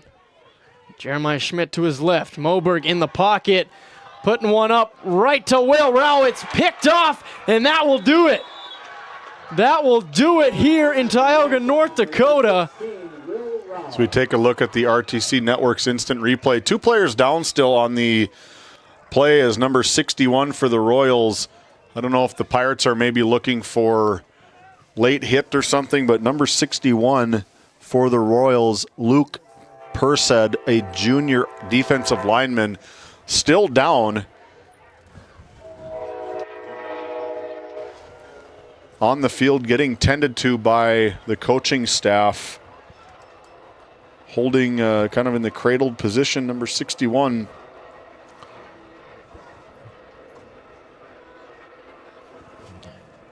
We can take a look at that RTC Network's instant replay. If we can see what happened, Moberg drops back. Good block, just unable, good camera work trying to find the ball, but pitched up in the air for the Royals. The interception, I don't see any flags on the field, do you? Nope. No, that should stand as he hobbles off on his own, and that's probably the best feeling that the Royals can have other than being up 7 points with 18 seconds to go here in quarter number 4, barreling down, looking for that first win of the season here late in week number 8. Yeah, you just hate to see these injuries, especially when you're so close to the end of the game. Yeah, and that's 3 or 4 big ones, but from this injury comes out the best formation in football is that victory formation for the South Prairie-Max Royals. Not official yet, 18 seconds to go here in quarter number 4, but still got to get the snap. You know, and we've seen a couple fumbled snaps tonight. We've seen the fumbled snaps tonight. You could probably look to see the defensive line at least make a push, you know, try to get some kind of penetration there, but they all look like they're just fine taking a knee. And that should do it. There shouldn't have to be another play as the clock winds down, 8:76. That does it. We wanted a barn burner here in Tioga, and we got one. As the Royals come from behind in the second half, touchdown with 30 seconds to go in the fourth quarter, and they win this game. They pick up their first win of the season, just as they wanted to come do here on homecoming night in Tioga, North Dakota. As we look at our NCC scoreboard, it goes final. Royals 20, Pirates 13. Stay tuned. When we come back, it's time for the DNL Paraffin post-game show. D&L Paraffin Incorporated is a local family-owned hot oil company that has been in operation since 1981. We work hard to develop good business relationships with the oilfield companies in the Tioga area. While offering services north of Lake Sakakawea, we focus on integrity, hard work, and safety. For all hot oil services, call dispatch at 701-641-3065 or 701-641-6310. And for hiring information, be sure to follow us on Facebook at DL Paraffin. Voted a top 20 critical access hospital in quality, our trauma center is ready to handle all your emergency needs with our acute stroke ready certification and full lab and radiology department. Our physical occupational speech therapy providers are available for all your rehab care, and our family practice clinic provides a variety of care including well child and child immunization. Psychiatric care is available by telehealth, and mental health is available in person. Schedule an appointment by calling us at 701-628-2505 and find us on our website at stanleyhealth.org. Montreal County Medical Center, here to help you throughout a lifetime. Looking for top quality groceries and ready to go meals? Visit The Depot, owned by Julie and Josh Bummer in Crosby, North Dakota. This specialty grocery store offers a wide selection of premium meats, including 100% ranch source beef from the Nelson Livestock Company, essential grocery items, and delicious pre-made meals perfect for any occasion. If you're planning family dinner, need something fast, or need a special order for an upcoming event, The Depot has you covered. Support local and shop The Depot in Crosby today. Find us on Facebook at The Depot LLC. At Border Plains Equipment of Stanley, your local Case IH dealer, our vision is to be the respected and recognized leader in agricultural and equipment and the employer of choice by helping people succeed. Our mission is to serve agricultural customers and communities by partnering to meet their needs through the sales and support of farm equipment and technology. Visit borderplains.com to check local inventory or stop by at 8141 off Highway 2 in Stanley, your local Case IH dealer. Located in Powers Lake, North Dakota, the Country Store has what you need. From hardware to everyday essentials, including FR clothing, power tools, and even embroidery and screen printing. You can find most everything at the Country Store. There's always a friendly face willing to help you find what you need at the Country Store. Jared and Brenda invite you to visit them on Main Street in Powers Lake. The Country Store has been in business for almost 50 years. If they don't have it, you probably don't need it. Give us a call at 701-464-5434 today. At Souris Valley Dental Group, we've been using modern treatment techniques and products to help families smile since 1968. Voted as the #1 dentist in Minot, our team of expert dentists combine their unique areas of expertise and their experiences to create treatment plans that help each individual patient meet their goals. Contact our dental office at 701-419-8900 or visit sourisvalleydental.com to schedule an appointment today. You can count on us to keep your family grinning from ear to ear for many years to come.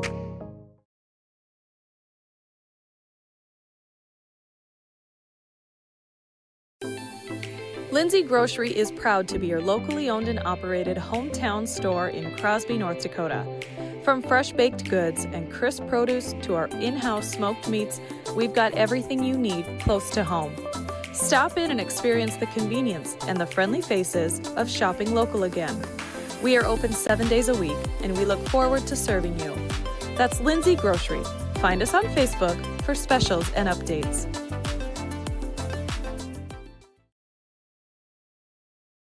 For the healthcare services you need, an expertise you can trust, it's right here at home with Tioga Medical Center. You're important to us, and so is your well-being. From primary and specialty care to surgical services, we're committed to caring for you at every stage of life. There's no place like home with trusted, familiar faces. You can trust me. You can trust us. You can trust Tioga Medical Center. Trusted healthcare here at home. Hey, welcome back into Game Day Media. We got Noah Fredrickson down on the field side with our Brad Johnson Insurance Player of the Game, the sophomore backup quarterback, James Lee St. Martin. Noah. Yep, standing here by James Lee St. Martin, our Brad Johnson Player of the Game. Just take me through that last possession. You lose your starting quarterback, and you kind of got to get thrust into that role. Just take me through your mindset. I usually play receiver.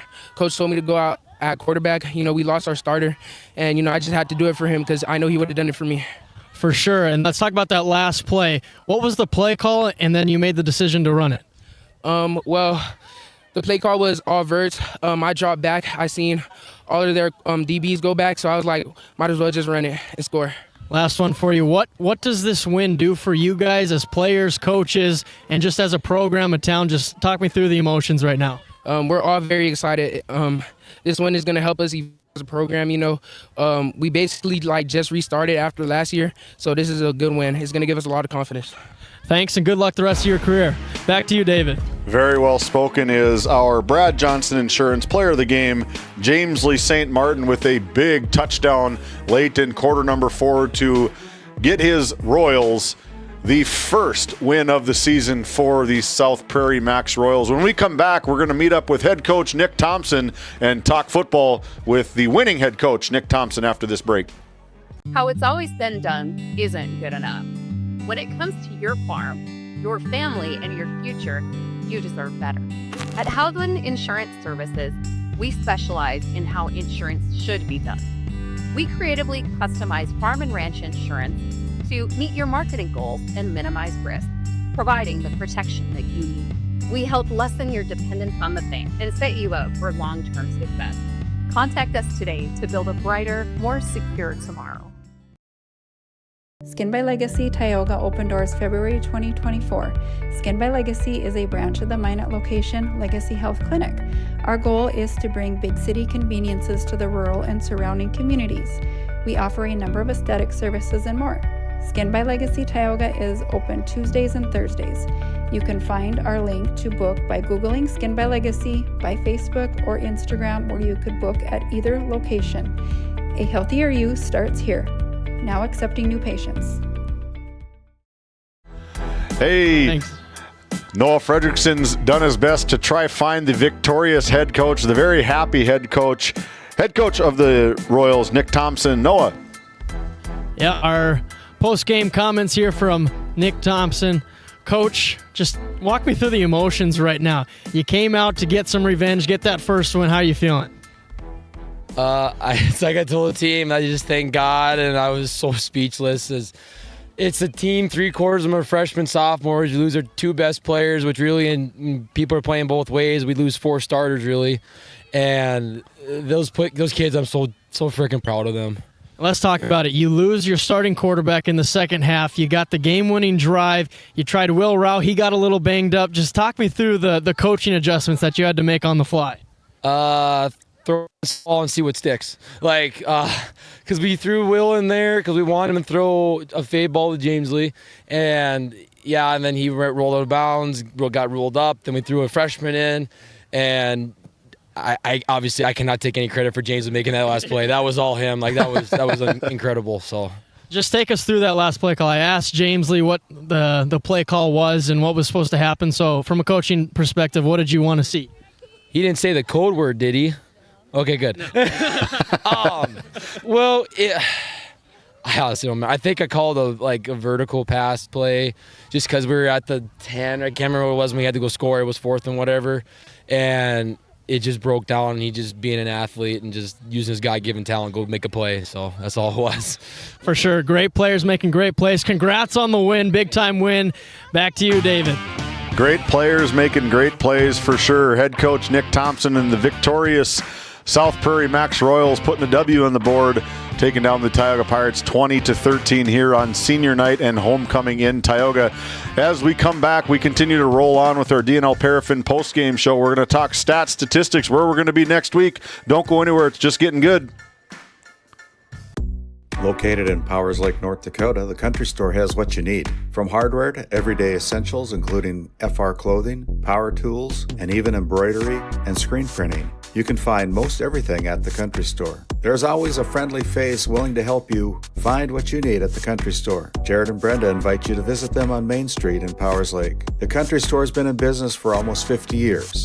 If they don't have it, you probably don't need it. Give us a call at 701-464-5434 today.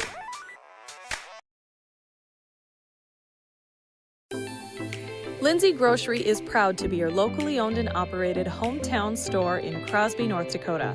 From fresh baked goods and crisp produce to our in-house smoked meats, we've got everything you need close to home. Stop in and experience the convenience and the friendly faces of shopping local again. We are open 7 days a week, and we look forward to serving you. That's Lindsay Grocery. Find us on Facebook for specials and updates.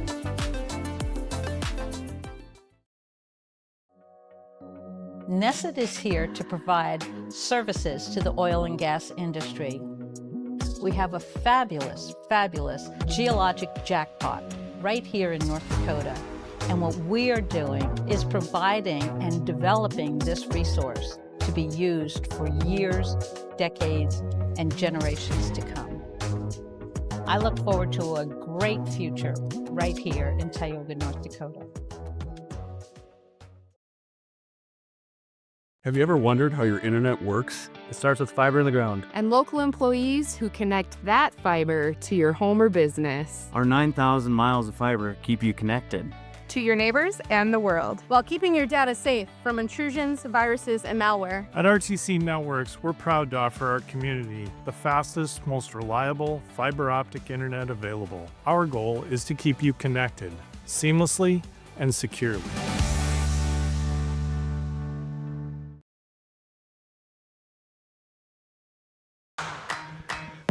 Welcome back into the DNL Paraffin postgame show, a local family-owned hot oil company that has been in operation since 1981. As we continue rolling on with this postgame show, let's look at the final stats. First, we'll start with the victors. 265 total yards of offense, 219 on the ground, 46 through the air. Their quarterbacks combined for 4 for 14, 46 yards, tossing 2 touchdowns, one to Weston Sabi and the other to James Lee St. Martin. And then as we look at the rushers for the Royals, St. Martin, 5 carries, 20 yards, and none more important than the game-winning touchdown. I like his demeanor. You know, I got thrust in there. He didn't say that, but I got put in a situation. Coach trusted me, and I knew that he would do that for me if I went out injured. And having the ability to turn off the wide receiver switch and turn on the quarterback switch in a moment's notice is something to be talked about. I mean, it's very impressive that a kid can come in, play backup quarterback, and lead the team to victory. And I mean, did it with grace, did it with fashion. Fourth in the game and they needed a first down. He called the all verts. He did not give away that secret code word, thanks to him for not doing that, but able to send everybody deep. Probably some knowledge at the wide receiver position, knowing what I have to do and what the defensive backs can do. He can read the defense. Everybody goes deep. You kick around the left side of the line. It's a touchdown. The seas parted for him on the left side. They sure did. Took advantage of his opportunity, and like I said, great players make great plays. And then kind of an unsung hero tonight was Landon Jansen, 11 carries, 43 yards. Moved the chains a bunch of times tonight, and then defensively playing that middle linebacker spot. Just a great game from him. Maybe doesn't get the credit he really deserves, but he stepped up big time for the Royals. For sure. One thing that, the stats, they got a lot of penalties, decent yards on their offense and defense from the ground, minimal from the air. But at the end of the day, the scoreboard reads 20-13. Whether you have 100 penalty yards or 1, the goal is to win the game, and the Royals came in there and wrecked homecoming for the Pirates. They sure did. And then continuing on with the rushing stats, Will Rao, 1 carry for 14 yards. Weston Sabi, 5 carries for 68. Ethan McCall, 5 for 20. And then Jaden Husers, who went out with an injury, had 11 carries for 57 yards. He was having a great game. It's just unfortunate when an injury takes away someone as great as Jaden. Yeah, and you know that he's probably going to be the first person that goes up to James Lee at the end of the game and said, hey, thanks, man. I really need you. Stepped in. Not only did he step in, their third-string quarterback came in, rolled up his ankle on that far side of the field, and was able to get a huge play. They got 30 yards on that one play, 14 from his gain and 15 from the personal foul. That set him up for the next play. And the next couple plays, James Lee powered him into the end zone. And I bet if you would have asked head coach Nick Thompson before the game, all right, you're going to have 13 penalties for 90 total yards. Do you think you're going to win the game? I feel like he might say no, but that's what it was, 13 for 90 yards, but the Royals come away with the victory. The big thing here, 0 turnovers. Yes. From the Royals. Yeah, a couple too many turnovers from the Pirate. The final nail in the coffin was the big interception. They got away with it. They turned the ball over. The Pirates turned the ball over down on the 7-yard line that really could have probably put the game away. But you called it. You bend, but you don't break. They had their backs against the wall. It was 7 yards to go in the end zone. Ball fumbled away, kicked. Instead of trying to get the scoop and score, he tucked, rolled on the ground, was able to get it, and then the rest is history. Yep, the rest is history. And as we look at the Pirates, 251 total yards, 148 on the ground, and 103 through the air. That's probably their most of the season, too. But Gunnar Moberg, 6 for 11, 103 passing yards, and 1 touchdown. That opening touchdown to Jaron Ron for 40 yards. As we look at his receivers, Jeremiah Walsh, 3 catches, 40 yards. And Walsh is a guy, I feel like he's just got to get more touches. Yeah, for sure. He needs to be one of the focal showcase running backs for the Pirates, and probably going to get that opportunity next season, but let's not put the cart in front of the horse. They still got to go to Bishop Ryan, our Redeemers, next week. Going to be a fun game for the Pirates to play. Another one of those playoff-like games for the Pirates, and most likely our Redeemers. They really need some help to try to get into the playoffs, does our Redeemers, Bishop Ryan, our Redeemers. But they're going to go. They got to showcase, and that's your chance to showcase the speed on the turf field at Herb Parker Stadium. And then Wyatt Brown had 1 catch for 23 yards. And then on the ground, Gunnar Moberg, 7 carries, -3 total yards. Jeremiah Walsh, 2 carries, 3 yards. Rylan Hollingshead, 2 carries for 18 yards. And then Jeremiah Schmidt, the fullback, 13 carries for 57 yards. And then Bowden Iverson, 7 carries, 73 yards, and a touchdown. Kind of felt like they went away from Iverson in that second half, didn't it? Yeah, they didn't utilize his speed and power and try to get up the middle a lot more, I thought, in the second half. But, yeah, to utilize Iverson and Walsh coming from left and coming from right, something that the Pirates are going to have to get figured out as they go forward this season and into next season. And we talked about the 3 turnovers, kind of shot themselves in the foot. And then another way they shot themselves in the foot was 11 penalties, 115 yards. So they had less penalties than the Royals, but bigger ones. 25 yards difference. Big personal fouls on the outside, far side of the sideline from us. Those big 15-yarders on those big chunk plays really, really hurt a team. Well, David, where are we going to be at next week? Well, we got Botno and the Stanley Blue Jays, the volleyball version of that, on Tuesday night. Randy Peterson will be on the call at 7 p.m. First serve. And on Thursday, it's going to be GameDay Media's debut down in Bismarck at St. Mary's as the Watford City Wolves travel to Bismarck for a 6 p.m. kickoff against the St. Mary Saints. Randy Peterson, Ross Sundin, and Titus Stenberg on the call down there from Saints Field. Going to be really fun for GameDay Media to be down in Bismarck. And then on Friday night lights, the RPL Outlaws and the Botno Braves putting it to Stanley tonight. That game just got over. Randy's in the press box. Can't get enough football, so he came over to Tioga. There's going to be a 7, I believe that is a 6 p.m. kickoff over in Botno. We're going to make our debut in Botno taking on the RPL Outlaws. And like we maybe predict is that the Braves may jump in with some shakeup in that top 5, so they could go from receive votes to top 5, and then to round out our regular season, the number 5 Divide County Maroons are going to be hosting the Lewis and Clark Berthold Longhorns, where they could also be making a push to get in the playoffs. If they can take down Divide County next week, they could sneak in and get a 4 seed in that 9B playoff football. A lot of football left to be played, but that's going to do it. From Tioga, North Dakota tonight, I'm Noah Fredrickson alongside David Peterson, Randy Peterson, Colton Lenzen. And as we look at that NCC scoreboard one more time, it's the Royals winning 20-13. Thanks, everybody, for joining. A lot of football left to be played. We'll be back next week. Have a great weekend.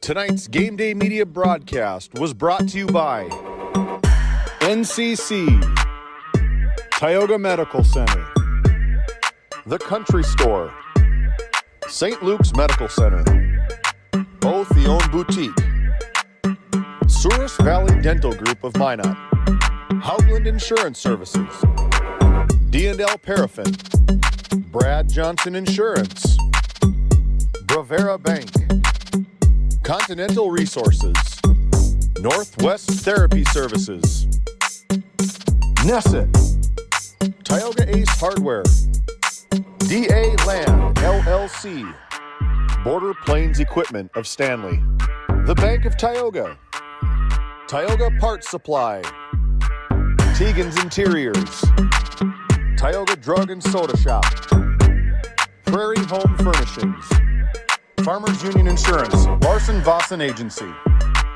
Montreal County Health Center, Brandy Larson Insurance Agency, Kyle Hansen, Financial Advisor, Wham LLC and Dry Fork Supply, the City of Ray, Lindsay Grocery, Montreal Williams Electric Cooperative, Burke Divide Electric Cooperative, Powers Lake Athletic Booster Club, Faith Baptist Church of Kenmare, Ray Farmers Union Elevator, Gustafson Septic Service Incorporated, Tioga Pirates Booster Club, The Depot LLC, TNT Measurements Incorporated, Patriot Oilfield Service Incorporated, Liberty State Bank of Powers Lake, Busy Bees Hot Oil Incorporated, Skin by Legacy, The Food Barn, Western Education Regional Co-op, North Shore Plaza PTO, Divide County Quarterback Club, Farmers Union Oil Company of Kenmare, Red Rock Chevrolet and GMC of Williston, Investment Center Advisor Group, LPL Financial, Stanley Commercial Club, Modern Dental, EAPC Architects, Engineers, Game 1, Tioga EDC and Chamber of Commerce, RTC Networks, Flag Family Media.